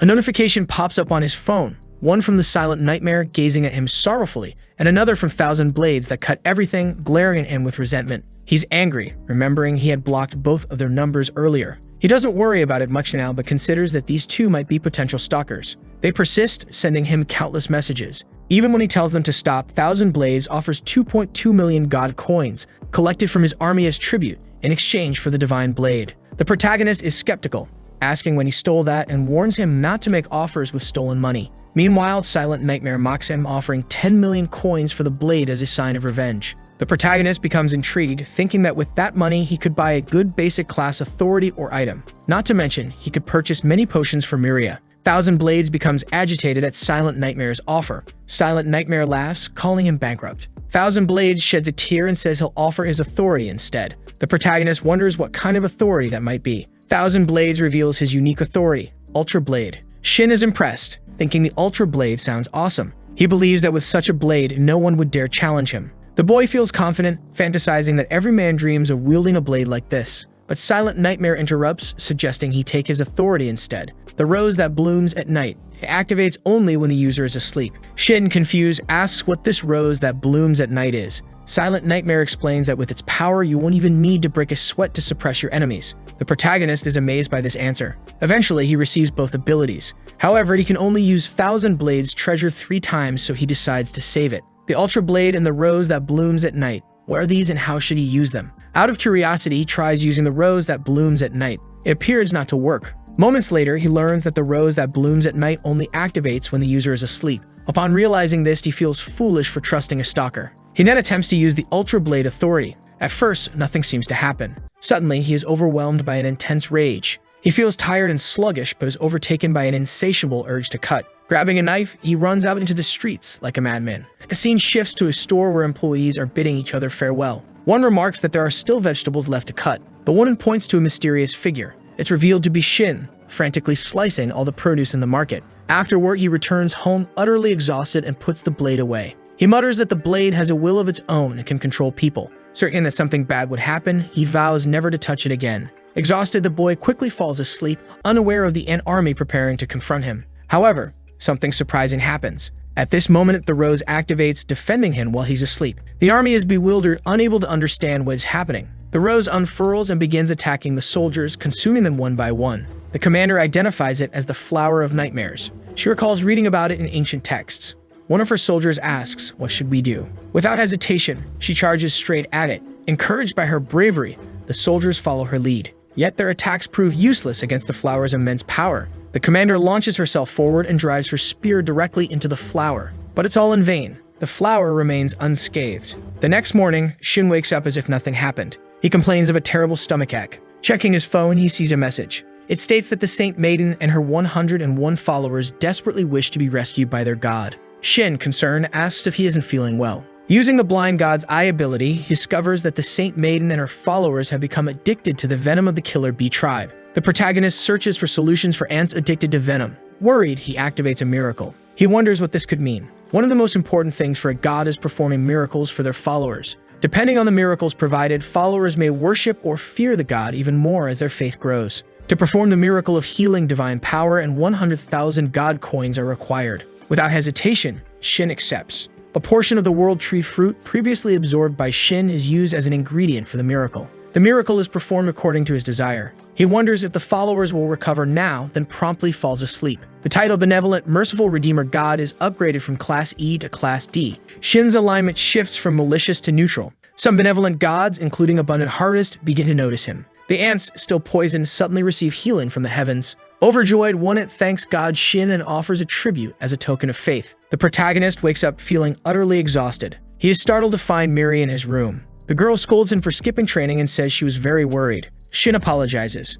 Miri notices a peculiar statue in the room. Shin doesn't understand what it is or how it ended up in his room. The statue of Yu-Ilshin Black Tribe was made as a symbol of gratitude and fanaticism. However, Shin finds the statue ridiculously ugly. Admiring it, Miri asks if she can have one. Shin responds, "Of course, if you want." The protagonist thinks he should get Miri's vision checked. He expresses regret, explaining he won't be able to train today. Miri assures him it can wait for another day. Shin resumes working on his script. However, another notification arrives from his aunts. Checking the message, he learns that a sprout from the world tree has grown, thanks to the miracle he performed using the world tree fruit. However, the sprout is diseased. He considers using the blessing of the growing world, but it turns out to have no effect. If he manages to nurture the sprout and make it grow, he could sell its fruits. Shin opens his app to check if anything useful is available in the shop. He finds the Tears of Abundant Harvest. A mission suddenly appears. The protagonist is tasked with cleaning the streets. After completing his task, he contributes to cleaning up the world. His score increases by 1.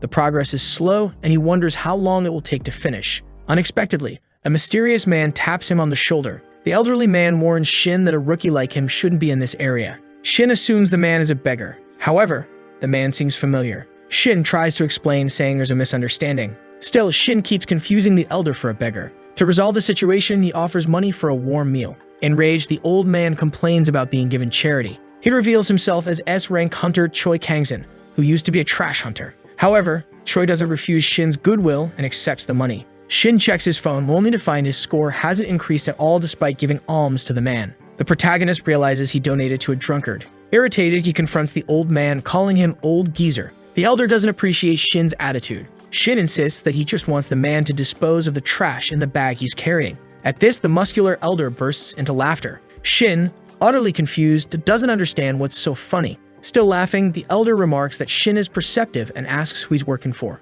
Shin replies that he's self-employed and works for no one. Choi nods, saying, "Ah, of course. Being yourself is more comfortable." Suddenly, a sound draws their attention. A monster appears. People on the street panic at the sight. Choi remarks that they finally arrived and that he knew the forecast was correct. The protagonist tries to leave as quickly as possible. However, Choi pulls him along into the battle. Choi muses aloud that the prophecy predicted an 80% chance of a rift appearing, and it seems he hasn't lost his touch. Shin finds himself sprawled on the ground. The elder checks on him, commenting that he thought Shin was at least B rank. Shin, still weak, is startled when an animalistic figure emerges in the skies. Shui wonders aloud if it's Beelzebub, noting that if it is, he'll have to put in considerable effort. Challenging the monster, the old man loudly declares that it looks like they'll be having frog legs for dinner. The creature speaks, declaring it's perfect that Shin is the rumored young god, adding that it seems it arrived before the others. If the frog-like beast manages to offer the boy to its master, it will be satisfied and commands the old human to step aside.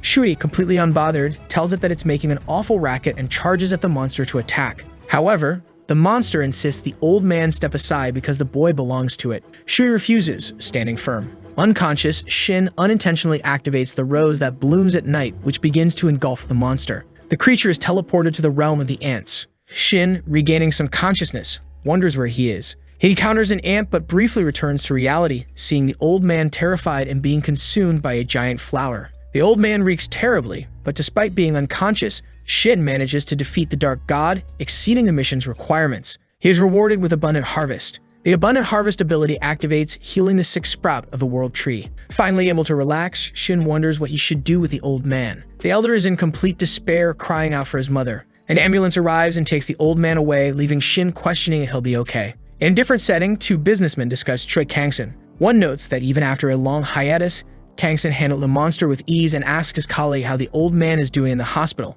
The other responds that Kangson wasn't injured during the battle. Relieved, the businessman remarks that he knew Kangson still had it in him. However, the second businessman adds there's one more thing. He explains that he tried to buy flowers for Kangson, but had an unexpected reaction, wondering if he might be allergic to flowers. Changing the subject, he inquires about the Academy Hunter's progress. The colleague replies that everything is ready, and as soon as Choi Kangson is discharged from the hospital, the project will begin immediately. They are confident Kangson will be an excellent teacher for the Empress of Thunder and eagerly anticipate the partnership between the best teacher and the most talented student. Back in Shin's apartment, he complains about how annoying it is that two new statues have appeared. The ant from before continues messaging him. Shin discovers he can communicate with the ants via text messages. The ants reveal they were attacked by demonic beasts. Infuriated, Shin demands to know who dared to mess with his followers and asks to be taken to the beasts so he can deal with them personally. The ants thank him profusely and agree to lead him. After a long trek through the forest, Shin encounters numerous demon-invoked cockroach beasts.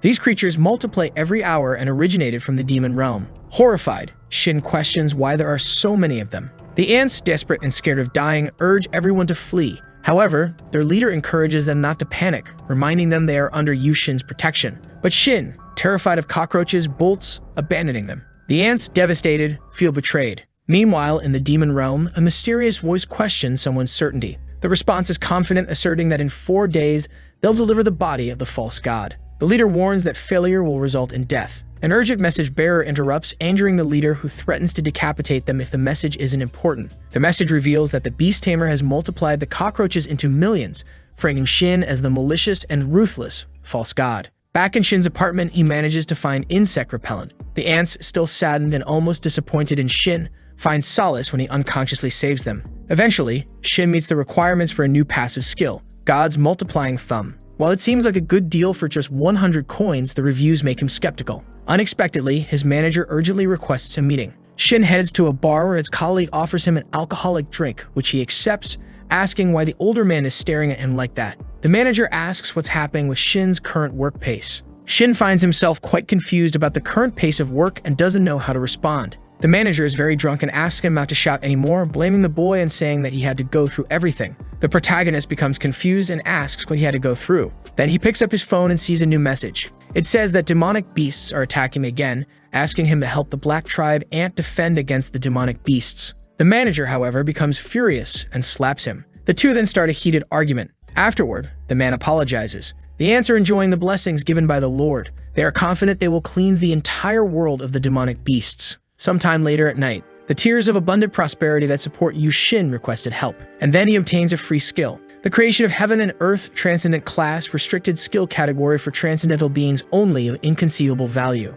However, the user Yu Ilshin is not suitable to use the passive skill. Nonetheless, the creation of heaven and earth will be converted into a use of false creation of heaven and earth to suit Yu Ilshin's statue. The world will partially change with a great notification on the screen. Switching to Xiao and Mary, her friend asks what she has been doing so far, and she is staring at the sky, wondering what that is and what is happening. Everyone is scared, unable to understand anything, when a second moon appears in the sky, and someone says it is the Empress of Thunder, the name of the hunter who has been disrupting the guild leader's business. The mysterious figure watches the sky with her henchmen right behind her, saying that the time has finally come. Then the man says, the more the better, and that they will start with 2,000 for now, and he calls for the Lord to wait just a little longer. His loyal follower will ensure that his will is done, and they will bless this world with the will of God. This is Houston, MTS-2 exploration rocket. Please report the situation on the second moon. Houston, this is the MTS-2 exploration rocket. It's impossible to approach the second moon. In despair, they realize they have lost control of the spacecraft. The second moon that appeared in the morning must have surprised everyone,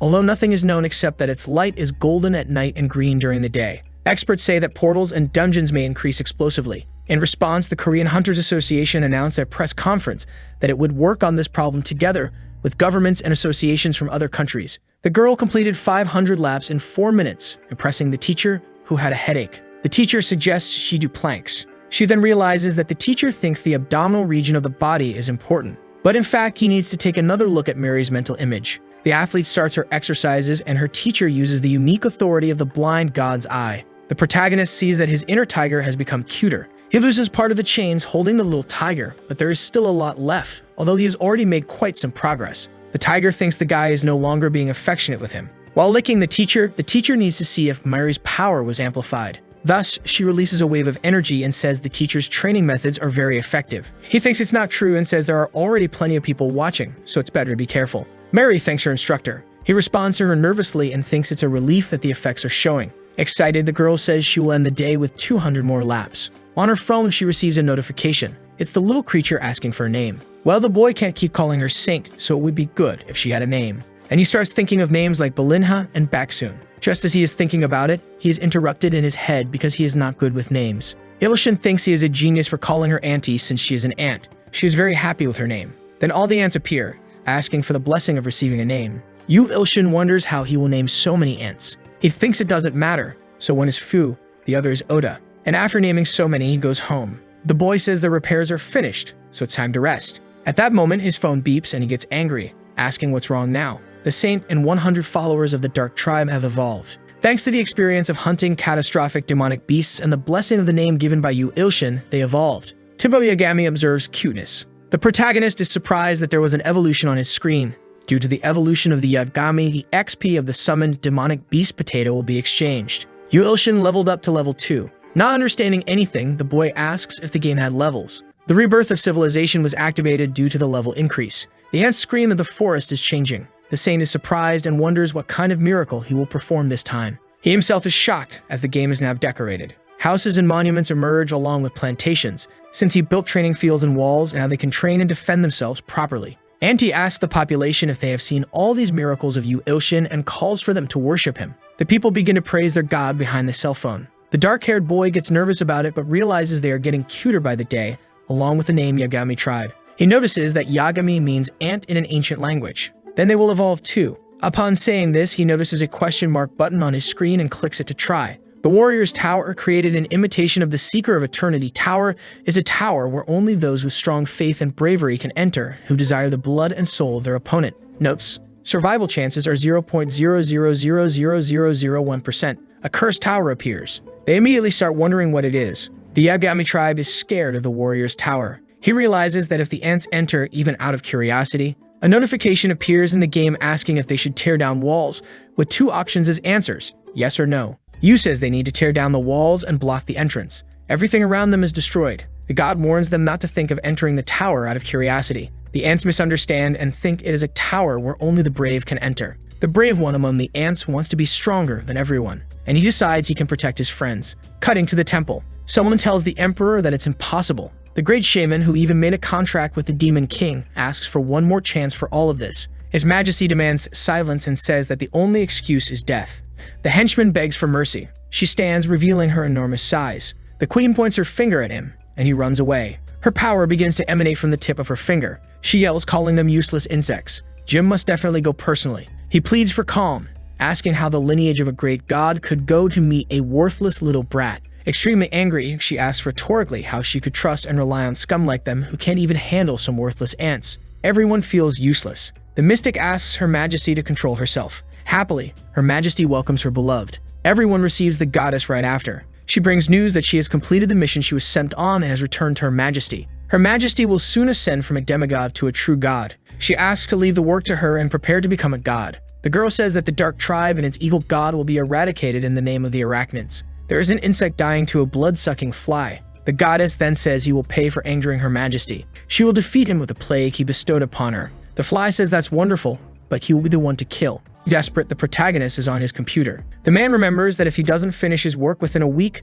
they'll have to terminate the contract with them. Desperate, typing very quickly, he says he can't lose this contract. The dark-haired boy needs to be strong and finish quickly. Curious about the ants, he wonders what must be happening now while picking up his phone. The ants are sleeping, but there's a guy rolling a rock bigger than his body. Number 1, a warrior of the Yagami tribe. Status: he is in grueling training to protect his family. The god finds it incredible, as it seems the civilization evolved and created its own goal. He wonders if he can help them a little more and what he could do.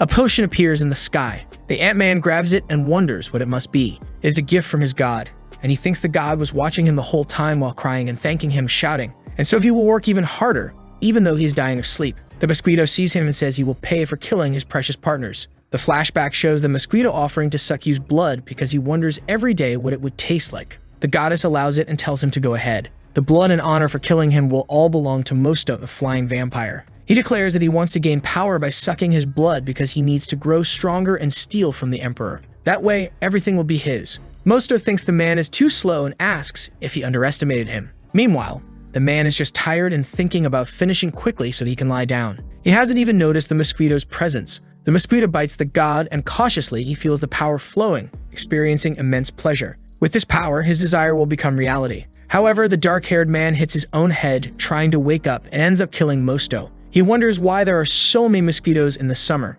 Suddenly, God feels a chill and sneezes, leaving himself all messy. He decides to take a shower. Looking in the mirror, he notices a mark on his forehead and wonders what it could be. Checking his phone, the notification says he has been cursed with a plague. Symptoms of chills have been activated. It's a flu curse. Undeterred, he decides to go to work. Instantly, the symptoms of fever, muscle aches, and anemia are activated. The man searches for some healing item in the hunter's store. God grabs Wada's pill to see if it resolves things for now. The purchase is successful and a mission is created. He considers going to a hospital. The young man starts by saying his name is Kim Ta-byum. He was supposed to be the chosen hero, even if he's losing his mind. He managed to see a god and witnessed the man creating a miracle with his own eyes. And because of him, he went from rank key to C. Many sacrifices are necessary to maintain the existence of a god like the purple-haired one in this world. Servant of God Kim Ta-byum would fulfill his god's requests without fearing death. That was enough. He's a god and will purify this world. The mysterious man will definitely do as he was told. Today, he will do his best to purify this world. The man reveals that he is covered in bombs and also bears the curse mark on his forehead. Thus, he declares that this is his life mission and will complete it at any cost. Our protagonist arrives at the hospital by taxi. The message says that for the mission, if he wants to save himself, he must first save others. If he wants to live, he will only be healed after saving 100 people. The bar of save humans is at 0/100th. At the hospital, he drags himself around trying to save 100 people, wondering why they don't just kill him already. The cursed bomber grabs a woman and orders everyone to stay quiet and lie down on the floor. If anyone moves, the girl dies along with everyone else. The apprentice arrives with a ball of energy in her hand and orders him to release the nurse. The lunatic sees that the protagonist has the same mark and calls him to join in, thinking they are on the same mission. Murray recognizes him and asks what he's doing there, while the terrorist invites him to help. Kim Ta-byum insists on making the sacrifice for the god of destruction together. Surprised, the student asks what he's talking about and claims that he is her teacher. The bald man says she's the one who should explain what she's talking about and asks if she doesn't see the mark on his forehead. Outraged, the girl questions how her teacher could be evil and asks if he wants to die.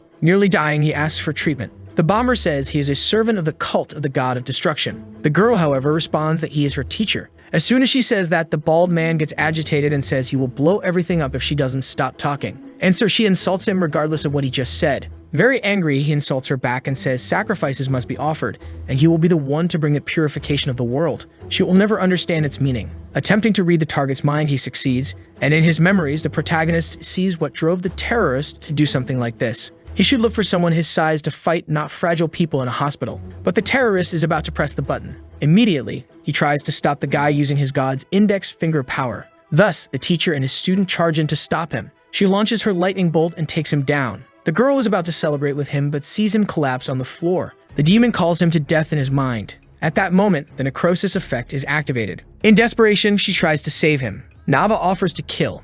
The lady says no. But what if that demon's curse doesn't work, she questions. If it fails, they will wait for the king's orders. She points out that the curse of that plague is extremely cunning, and not even with that power can one deal with it. Even if it doesn't work, he would never give up on prey like that. The boy shifts to a different plan. It must be the balm from the bald man who spoke to him. A mysterious voice welcomes the little god and asks how he dares to awaken, saying it will ensure his death is slow and painful. You will be tortured, cry endlessly, and in the end, I beg the thing to kill you already, and I'll use a toothpick to clean my teeth. The ugly thing asks if he's scared and wonders if he'll survive. His mission to save people is now at 1238/100, and his mission is complete. Thus, he awakens from where he is. As a reward, he receives Huada's pill. His student is happy to see him. Automatically, he swallows the pill and feels healed. As an additional reward, he gains more divine power. Everyone saved is grateful to hear Ahmed. The teacher rushes out, saying he'll call her later. The demon, observing, states that he personally confirmed the bomb would work. A man says it seems that servant failed to execute the plan.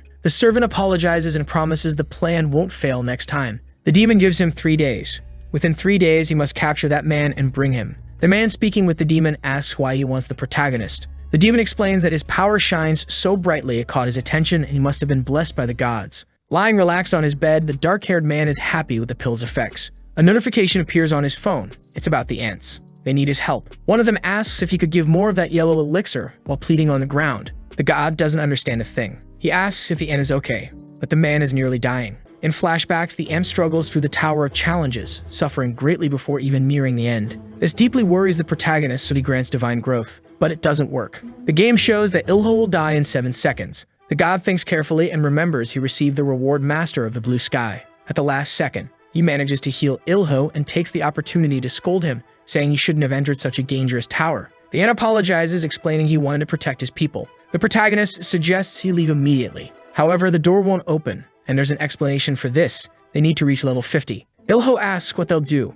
A notification appears recommending the Eternal Tower. Angry, the god asks what this notification is now and is certain it will be absurd, but he has no choice. The boy notices potions in his room and hears a knock at the door. He grabs the potions and hands them to his friend. Then he quickly heads to the door. When he answers, he's met by a man who asks if he's the hunter Yu Ilshin. The man introduces himself as Kim Taman, the recruitment manager of the Brilliant Guild. The boy replies that he's not a hunter. The man responds that he soon will be and asks to talk for a minute. Yu agrees. Meanwhile, Ilho is challenging the Eternal Tower like a great warrior. He overcomes the obstacle he had previously lost to and is impressed. At that moment, the warrior ant succeeds in passing the trial of the rock. He will receive the blessing of the rock as a reward for clearing the first floor of the Tower of Heroes. Immediately afterward, he moves to the second floor, the Trial of the Wind. Similarly, he succeeds in this trial. Now back in God's room, he receives an offer of an annual salary of 3 million. If he likes it, he should go to the guild's headquarters with Kim Taman to sign the contract. Silence persists, and the man who made the offer asks what's wrong. The boy can't believe what he heard, because with 3 million he could write his own stories without worrying about bad people and eat whatever he wants. He could buy all the gifts for his beloved nephew. The mysterious man continues, saying that all rewards for hunting monsters will be split in a 7-to-3 ratio, and all the remaining money can be dedicated to his masterpiece, achieving success and finding a beautiful wife. Very seriously, the man making the offer asks if he's listening. The protagonist apologizes. His app triggers a target detected alert and shows a table about the man. He is the god of destruction. Thus, the boy realizes he was almost deceived. He tries to make an excuse, and when it seems like it won't work, it works perfectly. However, the large man says the guild leader ordered him to bring you along. The protagonist says he has a stomachache and asks to use the bathroom. Looking at himself in the mirror, he wonders what he's doing. The dark-haired boy remembers that the terrorist at the hospital was also a god of destruction. Then the protagonist considers calling the police, maybe. But with an explosion, the man bursts in, asking who he was going to call. Frightened, the boy realizes he's in big trouble. Revealing himself as a god of destruction, Kim Taman charges at Yushin. However, Taemin wonders why they sent him there as there are weaker targets. He says he will knock Yushin out and take him away. The boy is being suffocated by the man. As he's about to pass out, Kim wonders why the boy hasn't lost consciousness yet. Already very weak, the protagonist questions himself, knowing he must do something to stop him. In a moment of desperation, he calls upon the one and great God. God appears and grants him strength to help. Yushin manages to turn the tables and level the playing field. However, the man becomes disappointed, thinking it would be an easy mission. Filled with anger, the protagonist charges directly at Taemin to strike him. However, Taemin dodges. Then the boy lands a hit on Taemin's nose, making it bleed and ultimately defeating him. The hero remembers he needs to call his friend Mary. However, the number he dials isn't answering. Entering the game, he finds Mary's location. On the other side, a rare type appears, the sword demon attacking Mary. Surprised, he rushes to her. Upon arriving, he sees the girl on the ground covered in blood. The sword demon, caught off guard, says he was just doing his job. In the end, both he and the athlete are surprised to see the man. The sword demon says he had to face many talented individuals to get there. He asks you if he's on the same side as the lightning pirates and wonders why you has furious eyes and a fruit-cutting knife. The sword demon then assumes a battle stance to strike the protagonist. Yushin manages to dodge and get behind his opponent. The sword demon questions whether he underestimated his opponent, but this time he was all out and delivers a powerful blow. However, Yushin deflects the attack. The sword demon, enraged, unleashes a flurry of strikes. In the end, none of them affect Yushin. In a desperate attempt, the sword demon drinks a mysterious liquid. He declares that this time he'll end it with just one attack and charges at Yujin. After his attack fails, he realizes his sword has shattered. The boy charges toward the sword demon and hurls his knife at him. But something unexpected happens. His power runs out. Embarrassed, he tries to explain to the sword demon what happened. But the sword demon admits defeat. Surprisingly, the sword demon recognizes Yushin as the god of the sword. After the battle, the protagonist remembers the girl lying on the ground, nearly dying. However, the sword demon rushes to her aid and gives her a magical potion that restores her. He says the Lightning Empress will be fine once she reaches a safe place. He yells at the god of the sword to cleanse his sins. Yujin briefly reflects and thinks this guy was hired by a guild called Shin. Finally, he asks the sword demon if he would do anything and how strong he really is. He questions whether the sword demon is genuinely willing to do anything for him. The sword demon declares himself at his command. Yujin then requests that he take care of his Shin guild for him. The demon is somewhat incredulous, not believing what was said. Then a window pops up in the app, asking if he wants to use the god's thumb ability for 100 coins to activate the skill. Shin wonders if it's a multiplication power that could make him money. He searches all of his belongings for some cash but only finds 10 cents. Upon reading further, he realizes it only works with human blood, rendering it useless. He says he can't allow himself to be attacked and must win first. He must win. Then he asks the app, "What can I do to become stronger?" First, Infinite Abundance responds, saying he should think long-term. Second, Silent Nightmare remarks that it might take too much time and suggests doing something like a butcher's shop instead. Finally, the sword that cuts everything agrees and recommends using the celestial sword, if possible, to make the slaughter more efficient. Shin reflects on which would be better and then decides to do both. He enters the god creator and explains that depending on how one plays, they can become either a good or evil god. The boy says he'll first multiply the ants using the god's thumb ability. He places his thumb on the screen and commands an army of millions to annihilate his enemies. Consequently, an army of millions of Gaiam empowered by the divine begins marching toward the enemy. The waiting time is 24 hours. The boy smiles at the screen, telling them to kill all his enemies. He wonders what's happening with the ants. They manage to use God's ring finger of healing, surprising him that they can utilize such an ability. Amid this discovery, someone calls him asking where the manuscript is, saying they fought hard to prevent the president from canceling his contract. Ilshin replies that he was delayed for personal reasons. The furious voice on the phone asks if he's crazy, noting he's already resting despite not having started the series. The protagonist wonders if he could use the multiplication finger on himself and thinks about having a clone.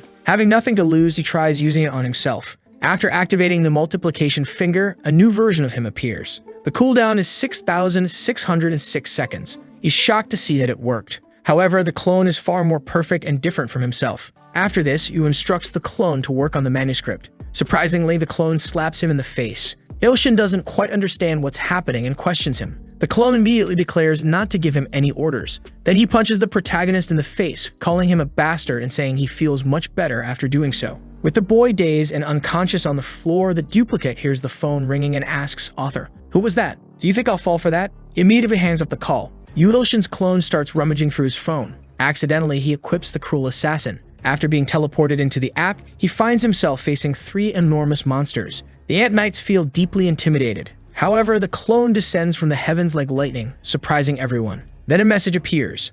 The The massacre elevates the cruel assassin to rank C. The monsters, now intimidated, look up and wonder if this is the spirit they heard of. The scene shifts to a table surrounded by various monsters. One of them says all their troops have been wiped out. In disbelief, a woman questions him, refusing to believe only an evil god could have done this. The man argues that the malevolent spirit they faced was a demon even without its appearance. The woman, without hesitation, finishes off the demon and demands they quickly inform Her Majesty. A mysterious character appears in the corner of the room. The woman demands they summon the war general and the 10 swords immediately. However, one member at the table argues that if they do so, demons from other countries will attack them. The woman dismisses this concern, insisting they'd bring back the head of the evil god before Her Majesty returns. Meanwhile, on the other side, the mysterious figure apologizes for leaving without saying goodbye and for being rude this time. She said she'll personally retrieve the head of the evil god. On the other side, Ilshin wakes up again. He doesn't understand what happened, but soon remembers his clone attacked him and knocked him out. Picking up his phone, he notices over 121 missed calls and numerous messages. Reading the messages, he learns that if things continue as they are, his contract will soon be terminated. After checking his new status, he's stunned. He's gained several growing titles, received white and black coins, leveled up, and made various acquisitions. He wonders what the point of the game running smoothly now is and whether it's all the fault of this cursed game. Thanks to the successful spread of the White and Kingdom nomads, he's been promoted to bishop in the ancient temple. Afterward, numerous other details appear. Yu still doesn't understand any of it and grows furious, questioning why things are going so well in the game now, which makes no sense to him. The protagonist finds himself buried in various debts. In his room, he grabs his computer and begins his work as a writer. However, constant ads pop up from his game with a message asking if he would like to save the sword demon. The boy continues to ignore all these messages. To his surprise, he is transported directly to the perspective of the sword demon. On the other side, things aren't going well.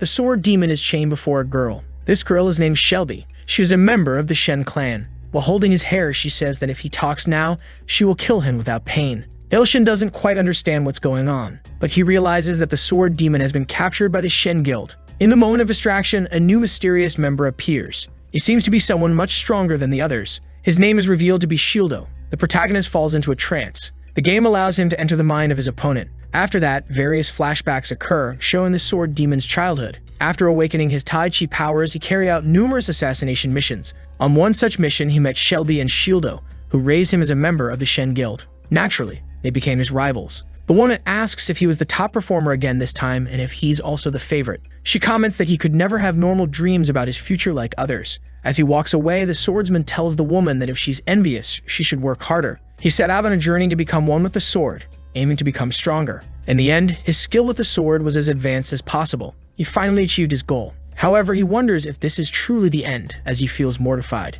Now in a kind of dungeon, the red-haired woman questions who ordered him to attack the brilliant guild. She also asks how he could betray his group. Without ceremony, the big guy arrives, saying traitors must be killed and suggesting they finish him off now. However, the woman says they'll get 100 million if they take him alive. Still, the bald man says he will kill her as well if she interrupts his work. Eyes closed, ready to face death, the man silently apologizes, addressing the god of the sword. Ready to kill him, the bald man warns that he will make the swordsman suffer as much as possible, living up to the title of Sword Demon. Seeing all this, the hero decides it's unacceptable. Determined, he tells himself he must save him, and to do so, he needs to use the Steel Body ability, requiring number one's muscles. Enraged, the bald man prepares to finish off the chained man, but the latter ends up punching the chain and breaking it. Surprised, the bald man shouts at the boy, questioning who he is and where he came from. Irritated, the boy replies that it doesn't matter and that he's a busy man. He immediately begins using Xiao Mary's ability, Lightning Tactic. He wonders if everyone will be annihilated with a single strike and calls himself a genius. However, he candidly admits that the ability limit has been reached and he can't use more than 2 strong abilities at the same time. Overloaded by the limit, he finds himself weakened. Seeing this, the bald man becomes even more enraged. Charging toward him, he asks if the boy is mocking him, but the protagonist manages to dodge. Despite dodging the punch, he ends up getting kicked in the head. However, the bald man is confused after kicking him, realizing the boy was using the thunder ability and ended up electrocuted. He collapses and the system announces that you managed to withstand the overload using the Steel Body ability. Worried, the woman runs toward her companion. Relieved, the hero thinks that somehow he managed to take down one of them. Crying and furious, the girl demands to know how he could do such a thing. She begins inhaling deeply to prepare for some kind of attack. Referencing Naruto, she launches a fireball jutsu-like attack at the hero. Nervously, as he sees the flames approaching, he wonders if this is how he'll die. However, the system notifies him that he can endure the flames using the Steel Body ability of number 1. He feels as if he's relaxing in a hot spring. After the attack, the woman starts panting heavily. Nervously, she wonders if she managed to defeat him. But when the smoke clears, she sees the boy still intact. He marvels, realizing that the steel body ability of number 1 is much stronger than he anticipated. Laughing, Yu says he's glad to know he leveled up. Launching another fire strike in his direction, the woman warns that she will turn the boy into ashes forever. As the flames cannot hurt him, he charges forward to counterattack. Being as gentle as possible, he only lands an open palm strike on her neck. At that exact moment, the time for using the iron body skill expires. Soon, the protagonist realizes that if he had trained a little less, he would have turned to ashes. Moreover, his skill and talent ended up blooming as a reward. At that, he wonders what his reward would be and if, by chance, he could become a better writer. In the background, the prisoner only watches silently. In shock, the boy realizes he isn't achieving anything. Soon, he calls himself an idiot for expecting something good. In the background, the long-haired man calls upon the sword god, saying that he defeated the enemies with methods never seen before. At that moment, Yu ends up looking with fearful eyes. Both converse and decide to go home. However, they end up hearing some noise. It turns out to be someone clapping, saying that he was as incredible as expected. He states that he is delighted to meet him. Frightened, Yuma warns the sword god to be careful. Appearing naked, the long-haired man says they have finally met. This is Priest Johan, a 29-year-old human man in charge of sacrificial rituals for the god of destruction. Upon seeing the man is naked, Yu thinks he's a pervert. Meanwhile, the man in front of him says it is an honor to meet him, calling him by his name. Reading his status, the protagonist is shocked, realizing he is a sacrifice. Then he thinks that no matter how you look at him, you can't see through him, so he needs to be careful. However, he considers him a wild pervert because he ends up looking in a strange way, blushing. The odd man says he is deeply moved and that his body is trembling. He can't believe he has finally met his brother Apostle. Placing a hand on his chest, the man interrupts him. He warns that he must not surround the sword god. Seeing this, Johan didn't like it at all. Giving a strong slap with the back of his hand, he calls him an insect. Even though it's just a slap, it's enough to send him flying far away. However, he lands on the ground, breaking the soil. Seeing this, the hero thinks he can't believe the sword demon who defeated the Thunder Empress was brought down so easily. Curious, the odd man asks the protagonist whose apostle he is, in other words, which god he serves. Losing patience, he charges forward and calls him an idiot. While humans anticipate numerous abilities, he then chooses to use the lightning attack. At that moment, the odd man simply observes the lightning fist approaching his body. Meanwhile, an arachnid thinks it must forgive him for leaving without saying goodbye, because it will defeat all followers of the evil god. It claims that the fewer followers the god has, the weaker he will be. At the same time, in the Ant Kingdom, a man warns the children not to go into the forest. Looking to the side, he notices the presence of a giant monster. Seeing what it is, he is shocked. The demon in question asks if this is the village of the Black Tribe. Suddenly, it uses its poison ability, saying the Black Tribe will be poisoned to death. Releasing this poison, all the inhabitants begin coughing and feeling sick. It then states that this power of the evil god will weaken. Returning to the protagonist, he lands a solid punch on the odd man's face. The punch ends up being strong enough to send him flying away. And of course, because it was in an awkward position, it ends up being censored. Sighing in relief, he thinks that, as expected, whoever strikes first ends up winning. However, looking at the fallen man, he notices that he is moving. The man gets up immediately, as if he were some kind of zombie, which scares the protagonist. Using his lightning ability, he strikes multiple times to finish him off. After suffering multiple attacks, the man ends up falling to the ground. However, Battery gets up again and Yu realizes that the Thunder Empress's ability doesn't work on this guy. Seeing the man rise with his trembling body, he wonders why this pervert is immortal. Smiling, Johan states that it's useless. No matter how he is attacked, it won't work because his life cannot end. Initially, the boy understands that the time for powerful skills has already passed, and he also cannot use his lightning strike ability. On top of everything, his opponent will revive again. Analyzing the situation, Yu wonders if he will die meaninglessly. Then his opponent asks if that was all he had. With a disappointed expression, he says that Yu should entertain him more. Annoyed, the boy understands that he needs to hurry and think of something. Suddenly, he comes up with an idea. He then uses the god's multiplier thumb ability. Incessantly, his cocky clone appears with arms crossed. In the background, he realizes there's no way to carry out a mass killing with just one enemy. Impressed, the naked man says he can't believe Yu has an alter ego, and as expected, the boy is a genius. Hearing this, his arrogant clone turns to the protagonist. Sighing in anger, the clone says they have a problem. The redhead warns that the Aiga and Yami tribes are in danger and asks the original if he doesn't know that when the followers die, all of a god's power disappears. Deeply irritated with the greatest assassin, he grabs the attention of the two boys. Launching an attack, he asks if they are seriously ignoring him. The boy's alter ego manages to jump high to dodge. However, the original ends up being hit. He then wonders if he dies, what use will all this power have? At that moment, his clone calls out to Yu Ilshun. Then, he orders him to burn that bastard. Soon, he returns to his phone without thinking twice. Shaking in fear, the protagonist questions whether he simply disappeared. Still very irritated, Johan only calls out to his brother. Meanwhile, Yu wonders what his alter ego meant by burn him. Thinking hard, he tries to figure out what he can do. Then he remembers his ability using the middle finger. Smiling, he says that he has his own abilities too. At this moment, he uses the god's coordination ability, specifically using his middle finger. Seeing this, his opponent becomes confused while the protagonist charges at him with great anger. In an instant, the pervert's body ends up engulfed in flames. However, it was just an optical illusion as it's only a spark coming from his finger. Trembling, Yu thinks it's actually perfect if he wants to light a cigarette. Visibly disappointed, his opponent asks if that was his last trick. At that moment, Yu realizes he's in trouble, so he decides to use the multiplier to increase his firepower. Very nervous, he uses the multiplier ability as his last resort. Furious, he launches several small flames in the man's direction. Seeing their minimal impact, Johan simply laughs. After that, he says it's his turn to play now. Closing his eyes, the protagonist only realizes that this is the end for him and that his alter ego killed him like a fool.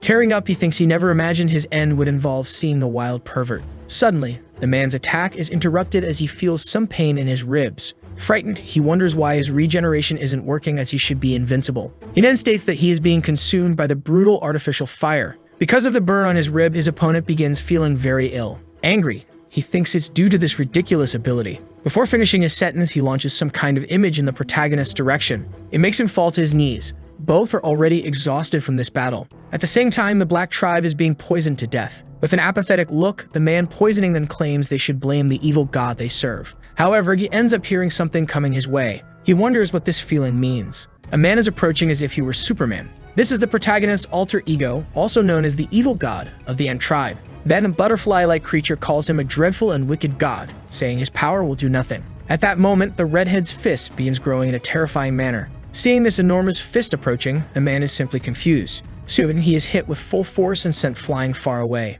In this case, the protagonist's alter ego also made an effort. Looking at the ground, he forgets that everyone is dead. Meanwhile, the protagonist is collapsing to the ground, saying it hurts a lot, and then he feels every bone in his body. The system then reports that the number of followers is rapidly decreasing. If the boy loses a large number of followers at once, he'll lose power too. With his entire body broken, Yu also gets irritated because the God Creator alarm won't stop ringing. A screen appears asking the protagonist if he wants to increase the number of believers by consuming 5,200,000 coins. He realizes he can do that using the god's healer Deba Meller ability. Surprised, he thinks that if he can do this, it's not just incredible, but invincible. Determined, he gets up to use the Deba Meller. From afar, his opponent watches curiously. When he does it, the system informs him that he consumed 10 million coins. Irritated, the protagonist wonders why it's much more expensive than increasing the number of followers. Opening a screen, the system asks if he wants to save the Ant tribe using God's savior finger, and he clicks yes. At that moment, he earns 5,200,000 God's white coins for saving everyone in the Ant tribe.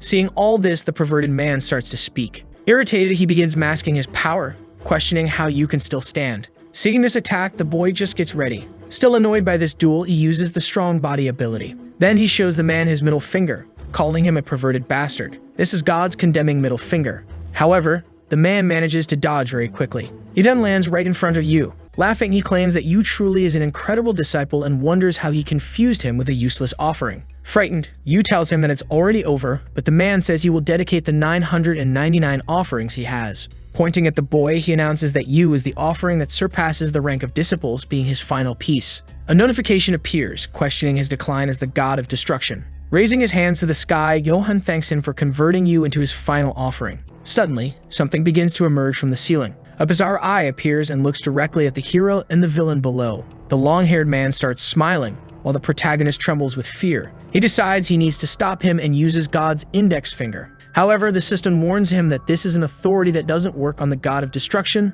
leaving the hero surprised. But the long-haired man himself begins to feel pain. Desperate, he says it's different from what was promised. Then the bizarre eye starts approaching using some kind of dark mist. The mist heads toward the hero. Closing his eyes, he thinks this is the end for him. At this moment, he wonders if it was all a dream. He also questions whether it was, in fact, an illusion. Yo is a strong god, benevolent and venerated by all. The great god who brings mountains. That was the true name of his blade that cuts everything. The god of destruction was betrayed by the abyss. He lost the maiden that the great god loved. And so, he lost the world. Before losing his own life, he saw that he was a god who sought peace. However, he has now transformed into the embodiment of vengeance. In some kind of nightmare realm, the protagonist stands before a gigantic statue. He realizes it's enormous and that it has come for him. He observes it with a determined look. It seems this bizarre eye wants to destroy something. Scared, the man says he must protect the sword god. But he can't move a finger because it's the first time he has felt so much fear and terror. Looking back, Yo calls out to the demon lord of the sword, and the man corrects him to sword god.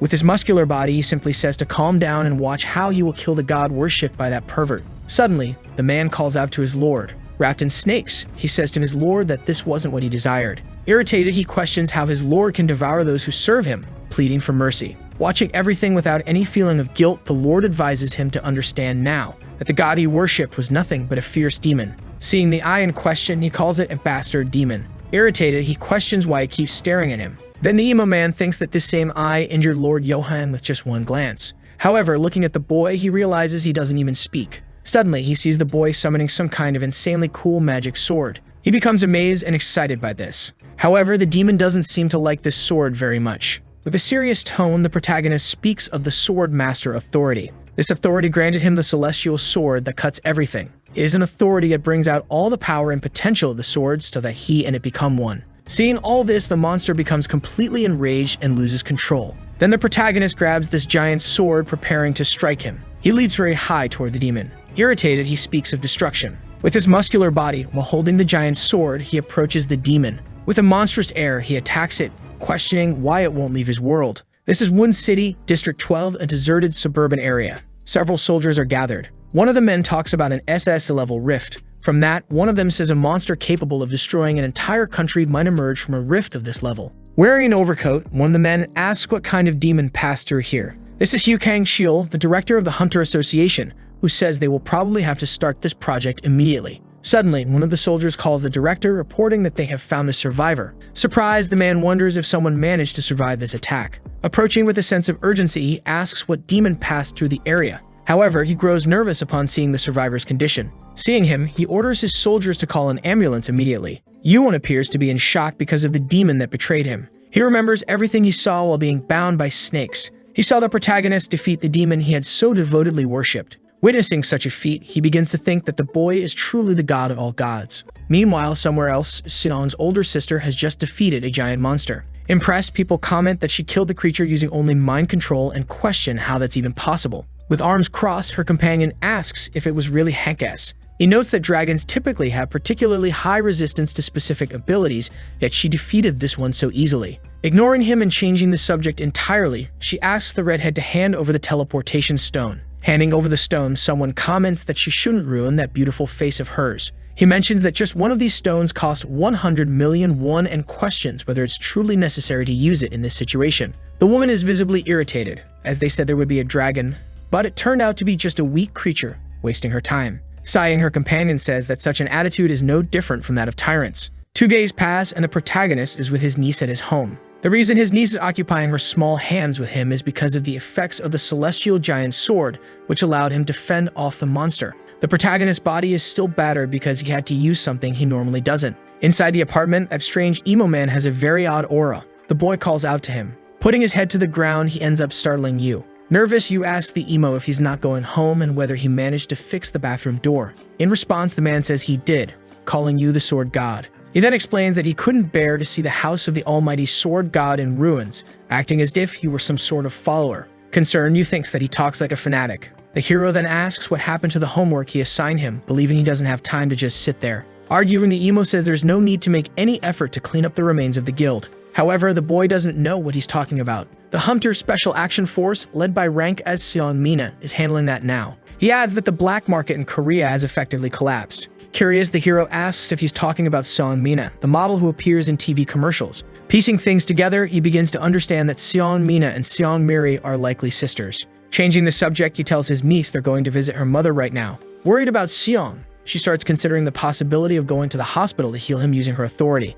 The system notifies Yu that he managed to prevent the arrival of the unknown clones of the god of destruction on Earth, increasing his positive karma by 1 million. However, the boy connects the clone issue to the giant monster he had seen earlier and wonders if it's actually just one of 100 clones. Since this clone was already enormous, he questions how massive the Abyss Dragon must be. Suddenly, the system congratulates him, stating that he is now qualified for the promotion mission. First, he needs to gather 1 billion intelligent living followers or recruit 10 intelligent living beings ranked S or higher as followers. Additionally, he must accumulate negative karma by killing over 1 billion intelligent living beings or kill 10 intelligent beings ranked S or higher and steal their power. Nervous, the hero wonders if the system is telling him he needs to complete both missions. Irritated, he starts shouting, saying that if he has to do both simultaneously, the difficulty level is too high. Seeing his uncle looking worriedly at his phone, the child becomes confused. Reflecting on good and evil, she wonders if it wouldn't be a good idea to confront the pursuers of each faction. Trembling, the weak one is a genius, and the system is full of bastards saying they'll fight to the death. Sometime later, in front of room number 505, the hero is at the hospital, likely to visit Sion. He knocks on the door and asks Miri if she's there, and she shouts that he can come in. Not understanding anything, he opens the door while wondering why a patient's voice is so loud.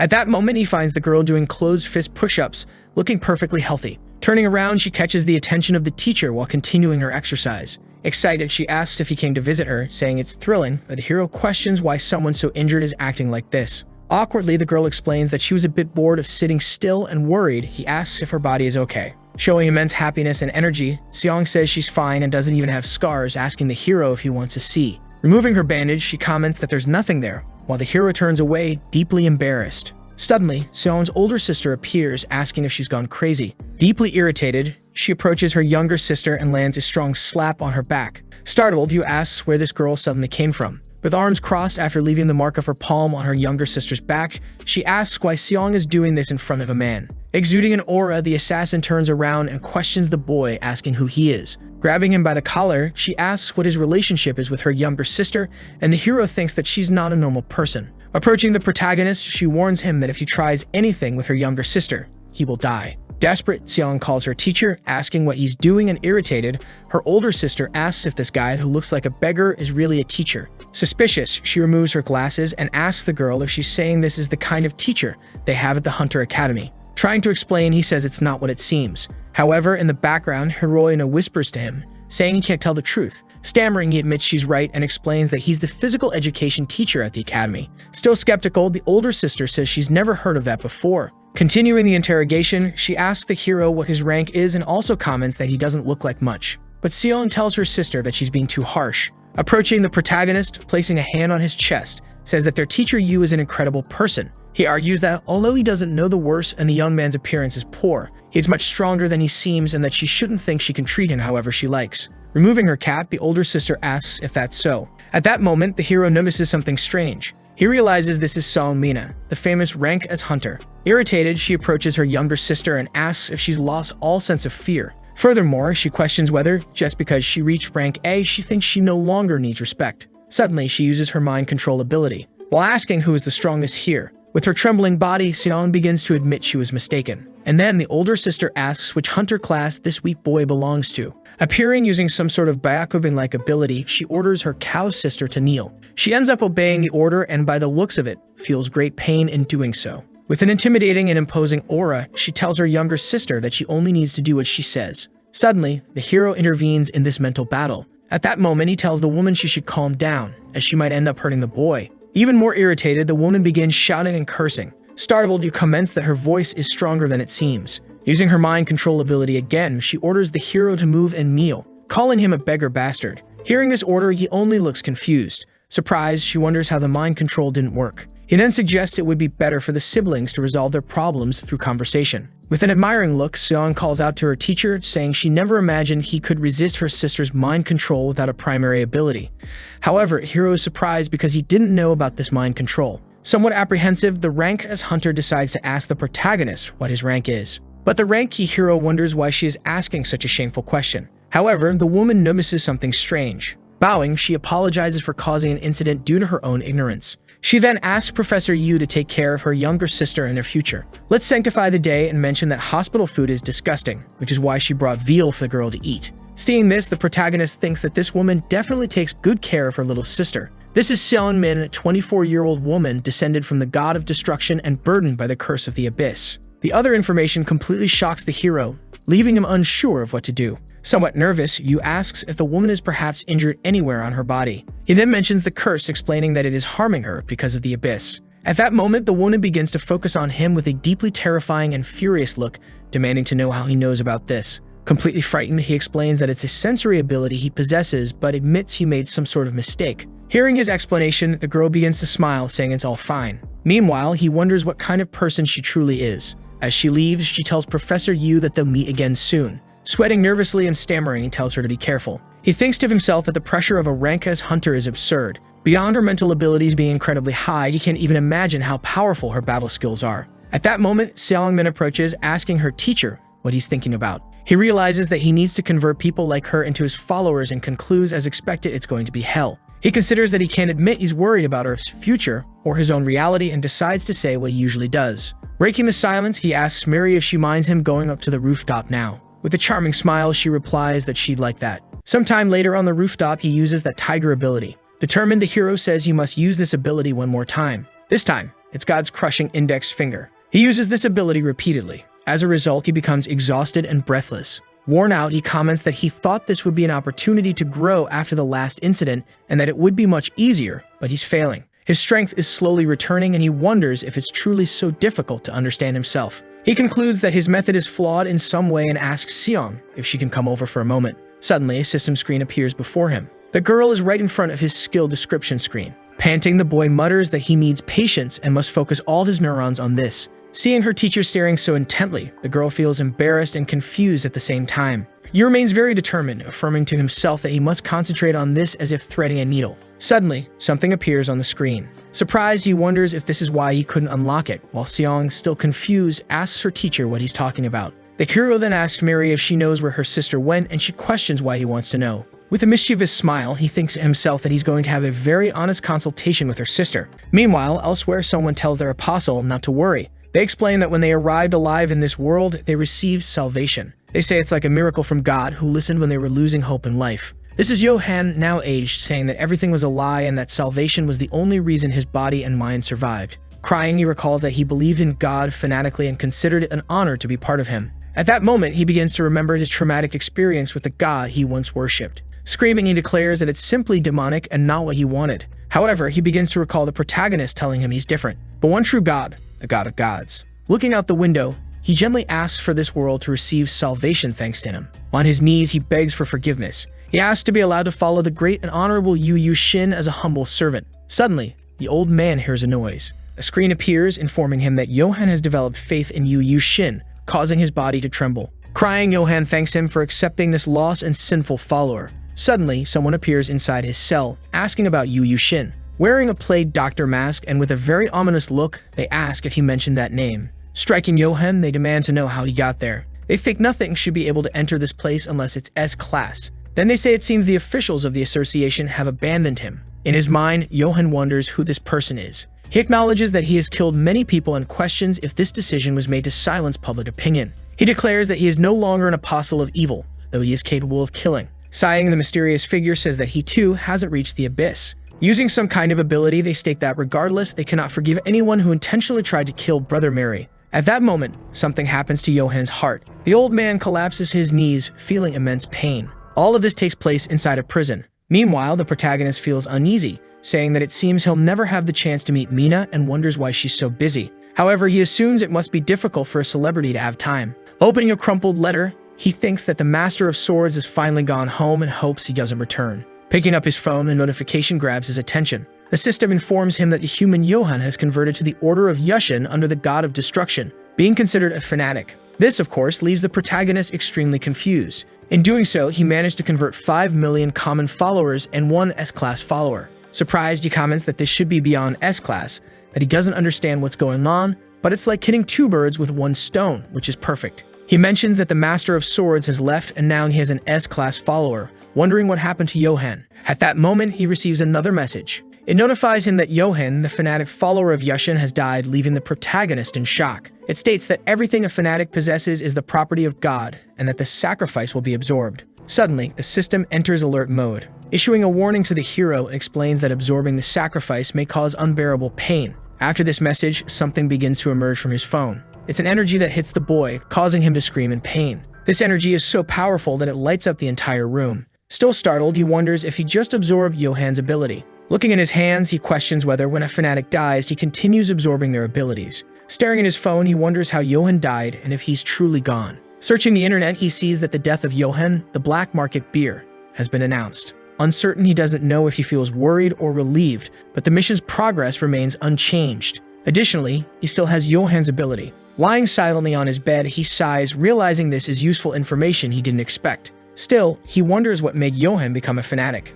Confused, he recalls that Johan died of a heart attack but still managed to keep his progress, and he wonders if he should feel happy because there's one less follower of the god of destruction alive. Overwhelmed, he says he doesn't understand and doesn't know what to think about it. He decides not to think about it anymore, reasoning that everything is already over anyway. Johan could do anything with the authorities he had now, and beyond that, he could become a hunter, earning money and glory, but Yu asserts that that's not what he truly wants. Looking at his laptop, he affirms that, in truth, he's a writer, even though he's a third-rate writer without any major works. The boy always gets the best results when he's motivated. A few hours pass, and the protagonist comments that he should pay close attention to himself since he just uploaded 10 chapters at once. Since everything is based on his experience, it should be interesting. He also notes that this should attract more fanatics, so he decides to check the comment section. However, as he begins reading, he's shocked. One person says this writer is stupid, while another comments that the ants are poor creatures and shouldn't be killed. Reading all the negative comments, the hero becomes demotivated. He mutters that they're demons and should find a different line of work. Hearing a knock at the door, he asks who it is and whether it's the Master of Swords. Irritated, he starts rolling up his sleeves, calling the visitor an idiot and swearing he's going to say something. Opening the door in a rage, he declares he's going to kill whoever it is. However, it's Sion, looking worried and calling for her teacher. At that exact moment, she collapses to her knees. Visibly concerned, Sion calls for her teacher and asks if she can request a very difficult favor. Seeing the bright eyes of his student, Yu wonders how he could possibly refuse her. In truth, he knows no human could say no in such a situation. Embarrassed, he agrees to hear what she has to say. At that moment, the system notifies him that the faith of the Earth Apostle Seongmiri has increased by 10. However, he begins to worry about what kind of favor she wants to ask. The next day at Hunter Academy, the favor turns out to be Seongmiri asking him to be her tutor in place of her sister. He wonders why her sister didn't come instead, but quickly recalls her fiery temperament. He understands that the girl's increased faith wasn't for nothing. Changing the subject, Seong comments to him that he looks great in a suit and asks why he doesn't always dress like that. However, he responds that he only owns one suit. Excited, the girl says she has plenty of money and can buy something for him since they have the most genius teacher in the world. Hearing her say this, Yu feels a bit flustered.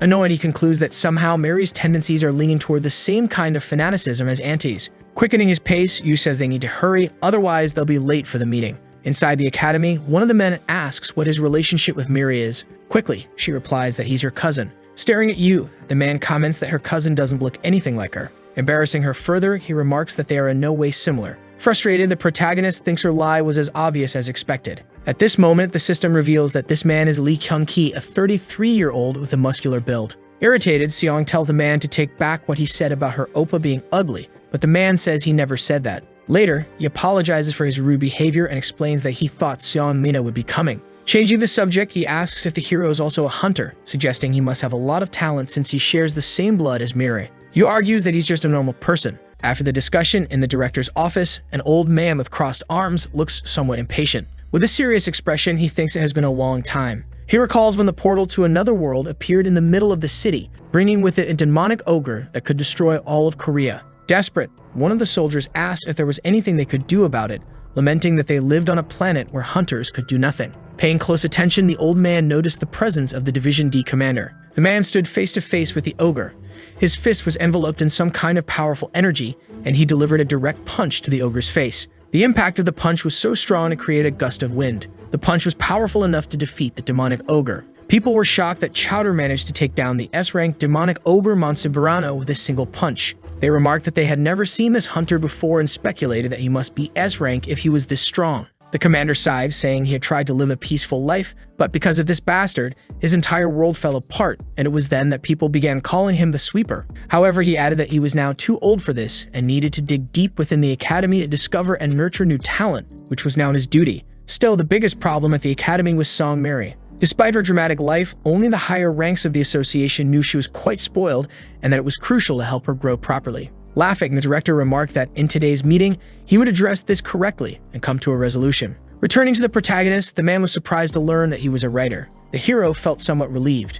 On their way to the meeting, the man mentioned he liked reading and asked what Yu was working on. Yu explained that he was writing a story about raising an antler phone, featuring a muscular, saintly ant and so on. Hearing the term muscular ant, the man was intrigued. Finally, they arrived at the director's office. Knocking on the door, the man announced that Seong Miri and her tutor had arrived. The old man allowed them to enter, and nervously, Yu began adjusting his tie. Upon entering the room, he bowed and greeted the director, explaining that he was Seong Miri's cousin and had come as her tutor. Confused, he said he didn't know what Miri had done wrong. The old man laughed, saying she hadn't done anything wrong. However, as they look at each other's faces, both are startled. Staring at the old man, Yu realizes that this guy is the drunkard from before. He exclaims that it's definitely S-rank hunter Choi Kang-san, also known as the Sweeper. Equally nervous, the old man recognizes Yu as the boy who used that plant ability earlier. However, he begins to deny reality, muttering that there's no way this guy could be here. Breaking the silence, Yu asks if he's the drunkard from before and says he's happy to meet him again like this. Looking away, he notices the drunkard in shock and apologizes,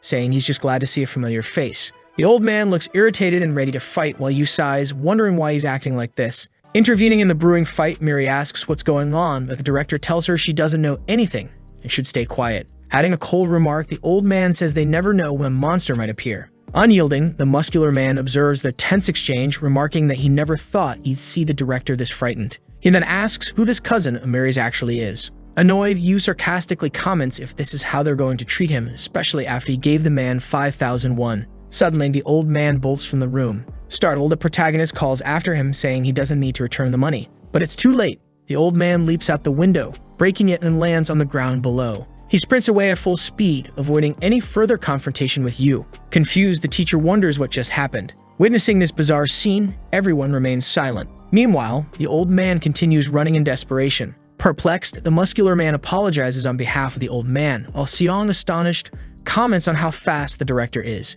Intrigued, the muscular man remarks that something bad must have happened here since the last time he saved people. However, he adds that he's confident the old man will return eventually. Sometime later, the old man is sitting in a chair, his clothes torn, sipping coffee. The silence in the room is awkward. As Mary takes a bite of her food, she looks shocked. Impressed, she tells her teacher that he should try some. Yu tells her she's free to enjoy it herself. Laughing, Seong says she's already had plenty and insists that he should hurry and taste it. As Yu tries the food, he wonders why Mary is staring at him so intensely. Despite being a human follower, Seong and Miri present Yu with what is described as Choi Kang-san's favorite snack. Seeing this notification, the hero realizes it's the old man's favorite snack. He wonders if this counts as some kind of tribute. But looking to the side, he questions why the old man is behaving so bizarrely. Visibly irritated, Yu stands and asks the old man if he has something to say. He suggests they go somewhere private to talk, but the man laughs it off, saying there's no need for that. Chuckling, the old man tells him to sit down, saying they'll have a conversation together. Seeing this, the protagonist feels slightly uneasy.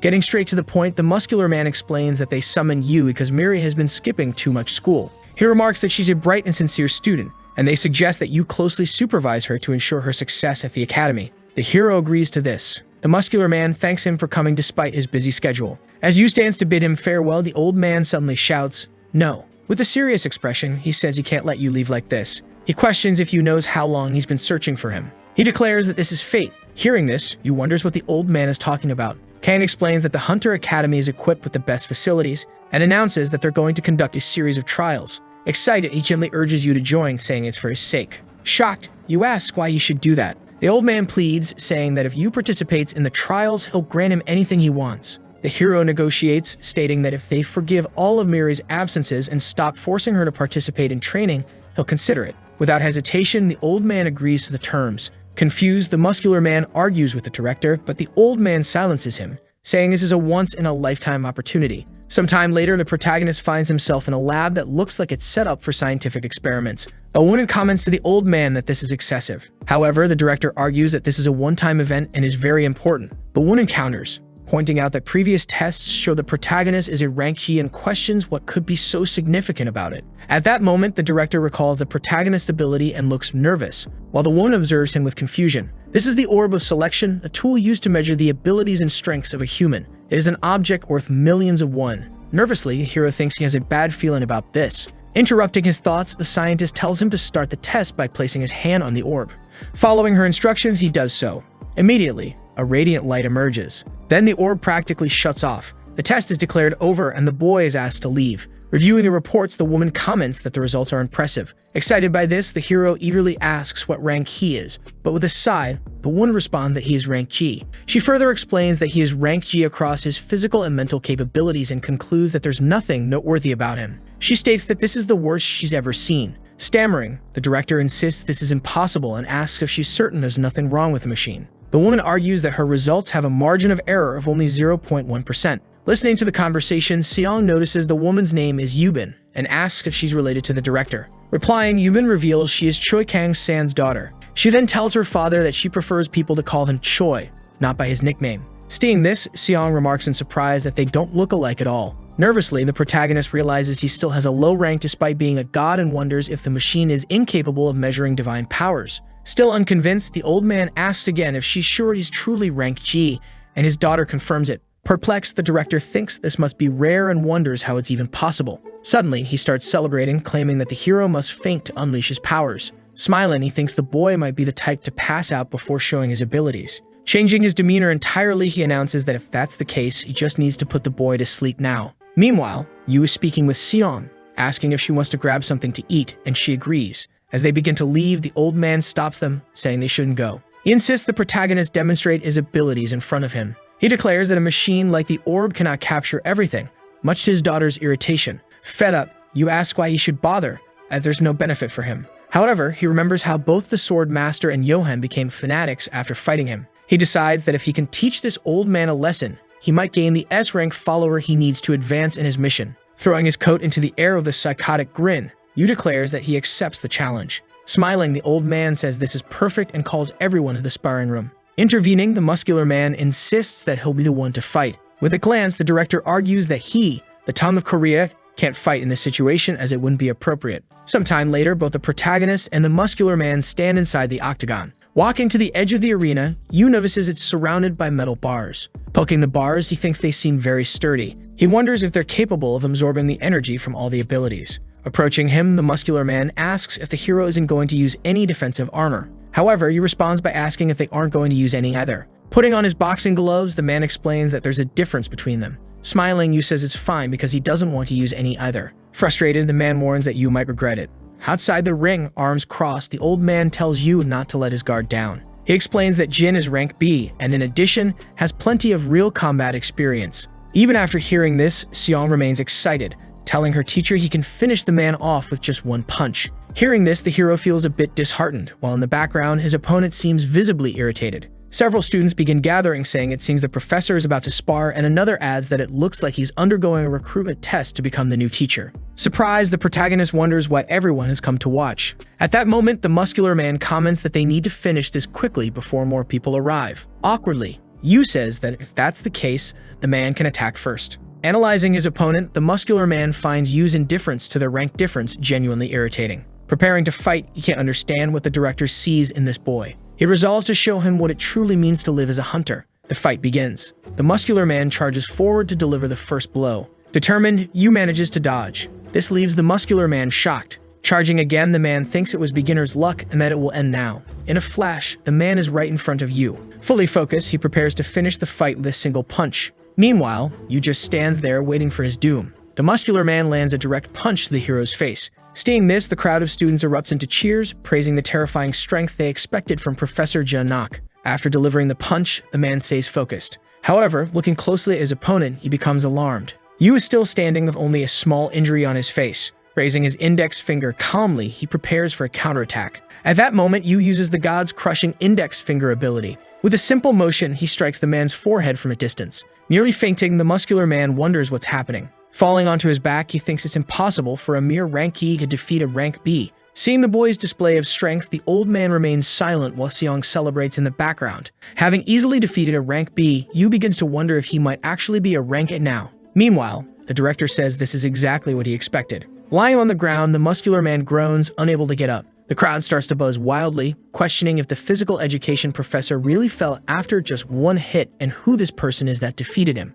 Adjusting her glasses, the scientist-like woman mutters that Yu certainly seemed like an ordinary person, that she can't understand how this happened. Looking at his defeated opponent, the hero wonders if he's okay. Stepping into the ring, the old man tells Yu that he should fight him next. Without hesitation, he removes his coat, revealing his muscular and scarred body. The system informs Yu that this man is 58 years old and possesses muscles capable of transcending limits. He thinks to himself that he can't fight such a strong opponent, but then he considers that if he manages to convert the director into a follower, it would be highly beneficial. Noticing the fear in Yu's eyes, the director feels oddly uneasy. He remains impressed that you managed to defeat Nox so easily and starts to suspect the machine might have been wrong. However, he compares this with the boy's abilities from that other day and concludes that this is still nothing. Determined, he tells himself he must make you pass out. Stretching, he tells you that his blood is pumping for the first time in years and suggests they begin. Smiling, you suggest they make a bet first.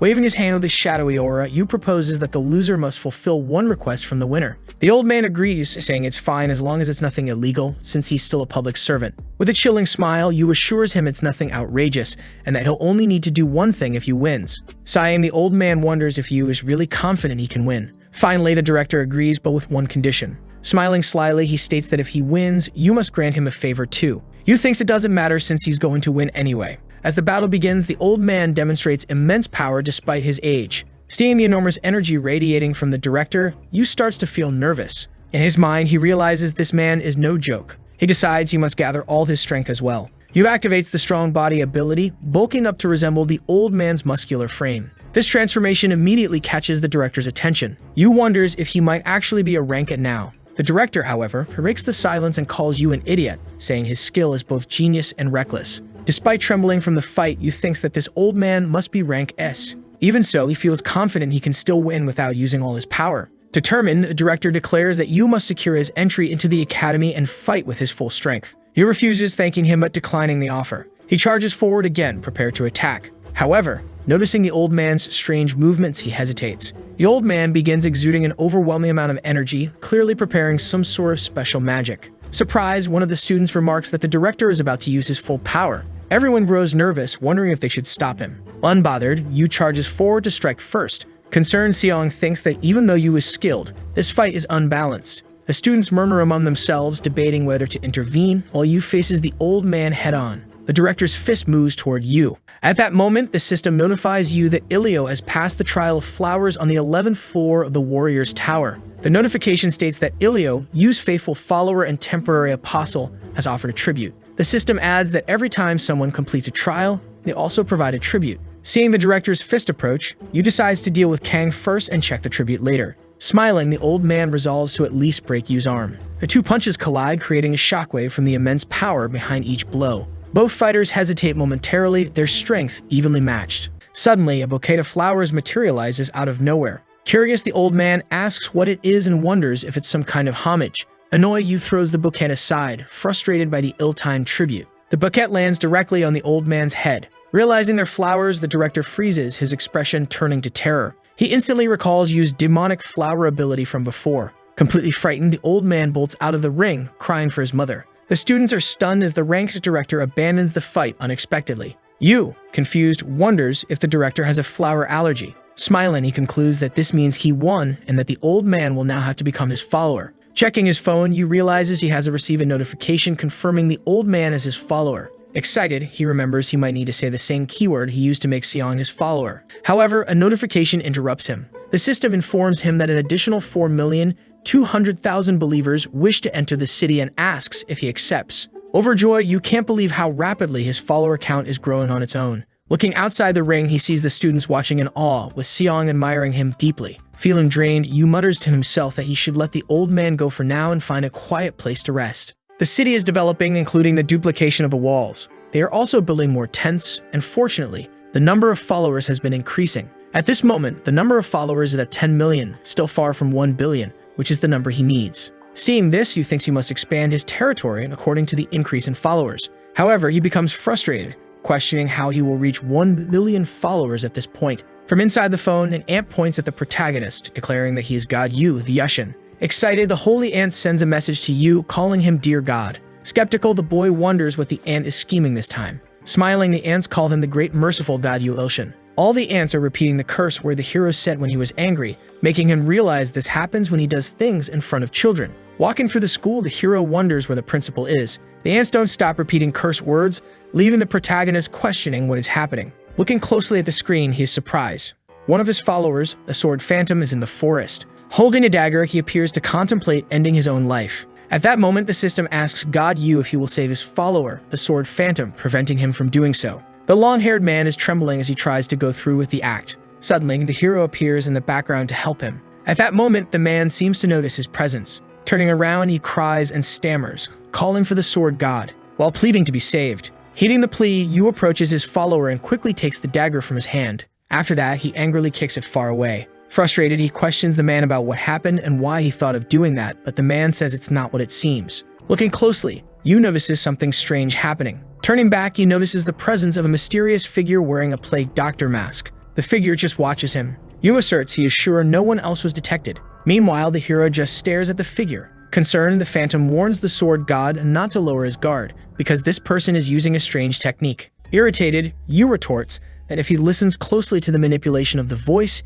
he will realize it's not just any ordinary pervert. Yu explains to his companion that he is not a pervert, leaving him utterly confused, forgetting what he meant. Surprisingly, the protagonist notices something odd and asks the mysterious figure what she is doing, mentioning Seong Mina's name. This makes the woman's body tremble slightly. Preparing to draw his sword, the man wonders why Seong Mina is doing this. She is one of the protagonist's senior disciples and is connected to the god of destruction. Awkwardly, Yu says he had already mentioned before that he has sensory abilities. Surprised, the Phantom begins to anticipate the individuals he encounters, realizing their swords are on another level. With her identity exposed, the woman removes the mask and throws it to the ground, revealing her face with a somber expression. However, this leaves the Phantom somewhat flustered as he stammers, admitting that she is beautiful. Very tense, he thinks he can't believe such beauty resorts to dirty tricks. Breaking the silence, the woman explains that the mask uses A-class magic. Extremely annoyed, she questions how his sensory ability could penetrate an object like this. At this moment, the Phantom notices she has an intimidating aura. Changing the subject entirely, the protagonist asks her what she is doing here. Even angrier, she points at the Phantom, claiming she came to kill this idiot. This statement surprises both of them. Feeling very nervous, the Phantom explains to the sword god that of the 10 people he mentioned the other day he couldn't kill, this woman is one of them. Not quite believing it, Yu asks the sword Phantom to be honest and questions whether he really isn't just weak. He tells the woman that, in any case, he doesn't know what she's going through, so he asks if she can forgive him. He explains that he might seem like a poor devil, but if she gets to know him, she'll see he's actually likable. Even more irritated and demonstrating immense power, she questions if he expects her to let the guy who tried to kill her sister live. Hearing this, the hero realizes she already knows this story, so he asks if she shouldn't let him live for that reason. Continuing, he says that if she really can't let him go, he will take responsibility and leave. Crossing her arms, she responds that it's a good opportunity and that if he's already resolved this, he will be next in line. Upon hearing this, his mother is shocked, questioning why. Then she says that he shouldn't play innocent because Johan didn't mention his name either. She comments that she already knows he's behind all of this. Still angry, she asks what proposal he used to approach Miri and pretend to save her to gain a favor.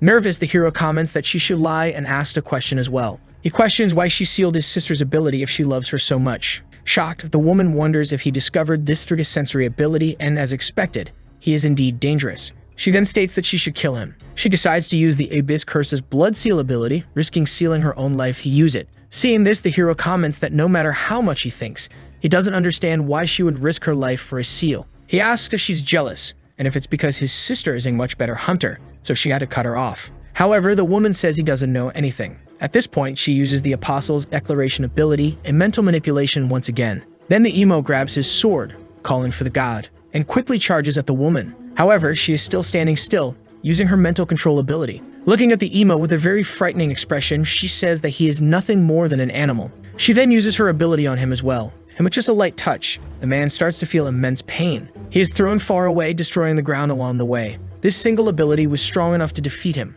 Upon seeing this, the boy wonders how apprehensive he really is. Frightened, he wonders what kind of crazy ability this is. Looking to the side, he asks the sword Phantom if he's okay. The Phantom, stuttering, responds that the boy needs to be careful. He explains that in reality, there is a rumor that Seong Mina isn't an S-class, but an S-class. Shocked, the boy thinks that on the other hand, he's just a G-class. Smiling, the woman says that now she's going to finish killing him. She then crushes that black and crimson energy sphere in her hand. With that, Yu feels something in his heart. This ability seems to be crushing the protagonist's heart. At that moment, the emo screams loudly, begging for the life of the sword demon. The boy tells him to shut up. Half desperate, the protagonist says it's just a little tickling. The long-haired man, happy and crying, says that this is to be expected. Happy as can be, Yu Ilshin says he can finally live. He thinks, shocked, that this time he had given his all and wonders where the demons came from. It admits that the protagonist is better than he expected, but if he thinks that the weird guy's abilities are just manipulation, he is mistaken. The dark-haired man is confused. Then an incredibly powerful aura arrives.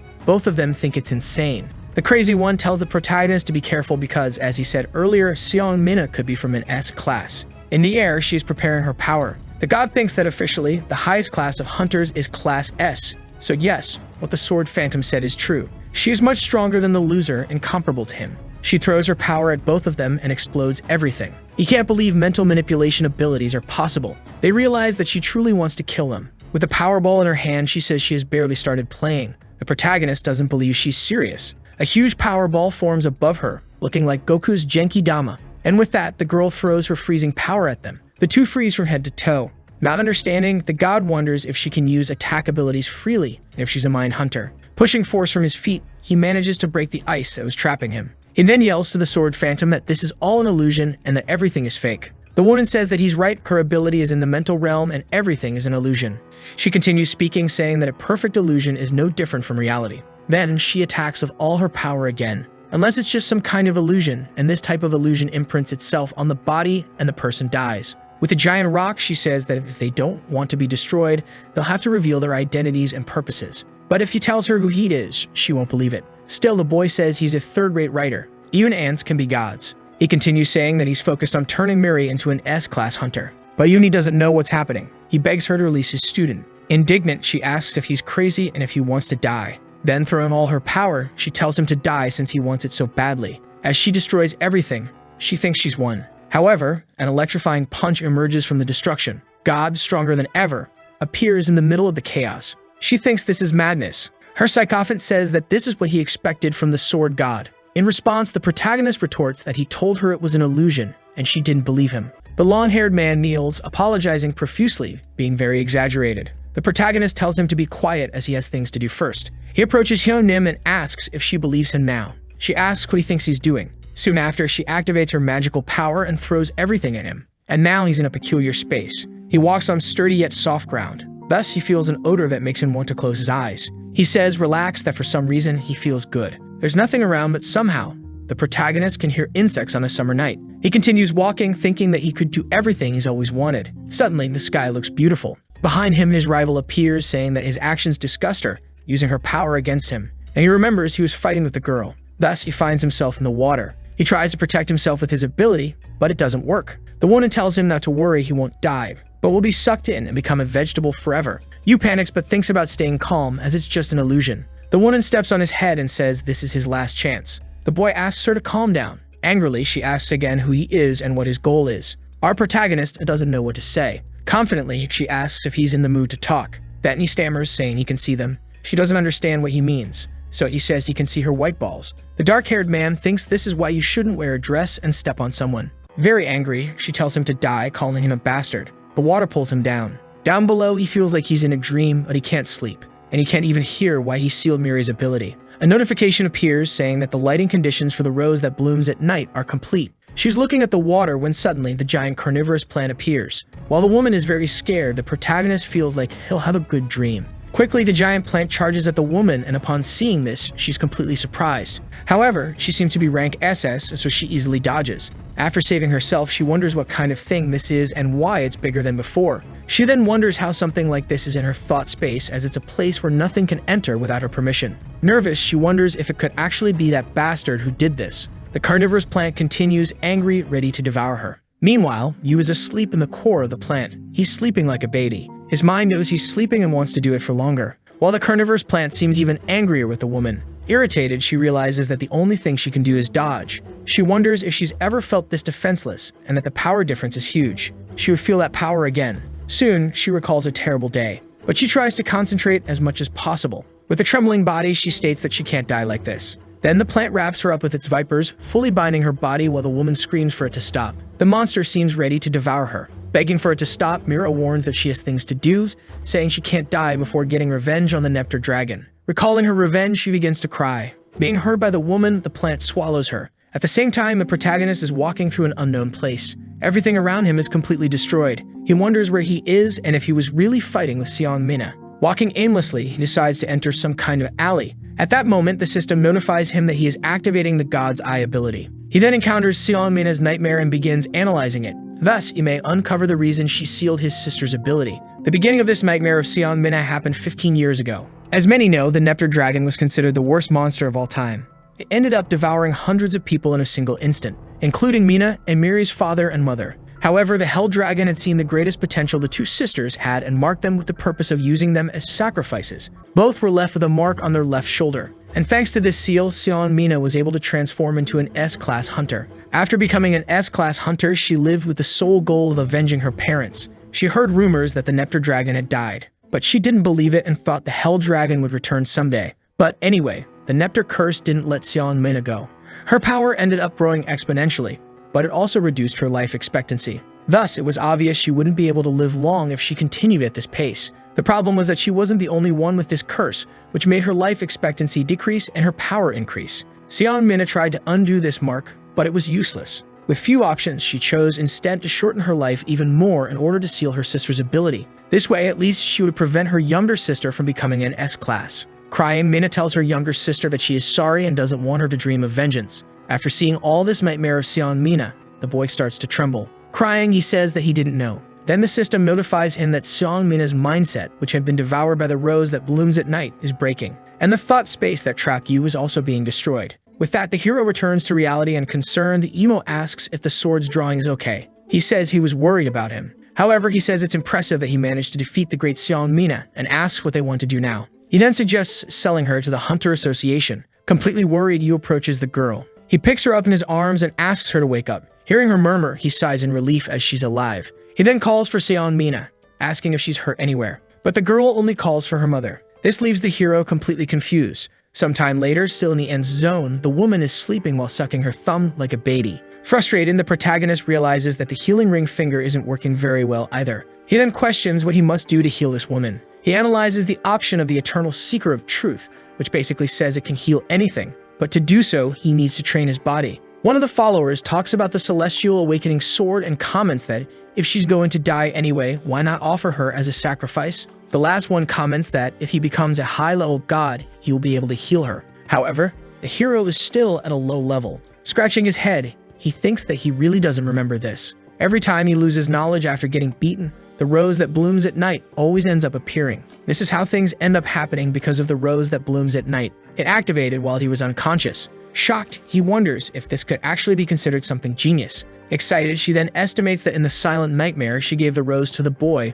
but it responds that there's nothing she can do. Upon seeing this, the boy is shocked, but the person says there's a way. Completely embarrassed, Yu questions what she's saying and if this is really the only way. And his follower just confirms that yes. Sometime later, the protagonist is lying on the ground. Getting up, he looks at the woman sucking her thumb. Helping her, he says that she should sleep under the covers. Getting up, she asks where the hero is going, and he replies that he's going to make breakfast and asks if she minds if it's rice. At that moment, the boy thinks that there were no intimate implications when that flower follower said he had to sleep with her. The hero makes an analogy that it's like when water flows from a high place to a lower place, and that Seon-mina's memory, which he swallowed, will flow back to her like a dream. So it means he only needs to share his dreams with her in the same space, and apparently it's working well. Approaching, the woman asks for her name and what she likes the most. She then responds that her name is Miri and that what she likes the most is her sister. Then, questioning what she dislikes the most and fears, the girl replies that she's afraid of flowers. The boy then concluded that the woman's mental age is that of a child. Using his cell phone, Yu sees the news about the disappearance of the S-class Hunter Sanguimina. Irritated, he thinks that since he's deep in the mountains, maybe they won't find him that easily. Outside the cabin, M is training. He's already tired of training with the sword. At that moment, his sword god appears. On his knees, he wishes his god good morning. Then the boy asks how M's training is going and he responds that it's going well. Excited, he talks about the fencing book he received. It's a marvel, a revolutionary sword style that breaks all the stereotypes of fencing itself. Initially, you thought the quest to raise his low ranking would be impossible. Soon he becomes frustrated, questioning how he will get 1 billion followers and 10 S-rank followers. At that moment, the system notifies him that the superior S-rank followers with a chance to transcend have increased by 2 additional points, Ilhoi and Anti. Yu doesn't know how hard both have trained to transform into this, but it means the Sword Phantom has the opportunity to do the same. He realizes that since he can't turn an S-rank hunter into a follower, he can do the opposite, make his followers become S-rank hunters. Seeing the protagonist's expression, M is a little confused. With this goal in mind, the protagonist invested 20 million divine coins to buy the sword book with the sword included. Seeing the book, he explains that the final ability with the sword is to abandon your own, rise above man, descend from the sky, and finally cut through the mountains. But he says that, to be honest, his fists are stronger than his sword. Upon reading this, the hero wonders if he should ask for a refund. Watching him train, he thinks he should set aside his expectations. He states that his potions are better for helping him grow and were extremely useful for Ilio, so they should also be useful for the Sword Phantom. Waving, he catches the attention of the man who's training. After receiving the potions, M kneels, thanking the sword god. Then the boy says he's going to make breakfast and that M should continue with his training. Leaving, he warns that it's more useful for him to get stronger. With a fearful look, M says he'll make sure to meet the sword god's expectations. Meanwhile, the hero thinks he should cook breakfast. Reading the news, he sees that the S-rank hunter and Mina's companion talked about his partner, stating that anyone who dares to touch her will end up with their neck broken. Suddenly, a huge explosion happens behind the boy.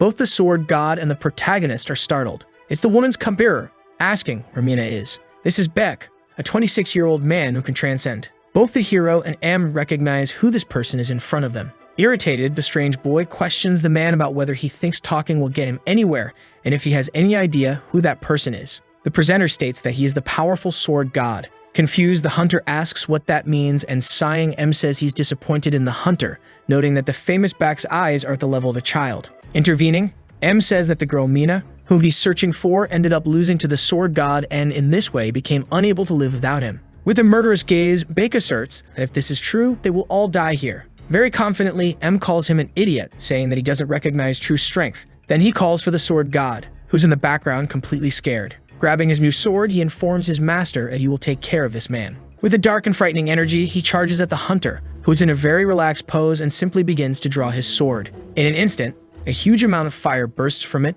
heading toward M, who ends up being completely defeated without even putting up a fight. Then Rue and the protagonist lock eyes, and in the blink of an eye, the man disappears and appears in front of the hero, grabbing him by the neck. Deeply irritated, he asks where Mina is and what this crazy bastard is talking about. Beck's immense power surprises you. A dragon starts glaring at him. He realizes that this is the red dragon, the essence of Beck's sword. Possessed by hatred, the red dragon continues telling the boy to speak. While his neck is gradually being crushed, he tries to use his index finger ability. He points it toward the sky, using the ability crushing God's index finger. Still irritated, the hunter questions the boy about how he dares to point at him with that finger. However, in that very instant, he notices something strange. Nervously, he realizes he can't move. Even his own dragon seems distressed. Panicked, Beck asks what class of ability he just used. Then Yu tells him to disappear, launching his ability toward the dragon, which ends up falling and covering its eyes in fear. Upon seeing this, the redhead is completely shocked. Looking back, he sees his dragon defeated and wonders what happened.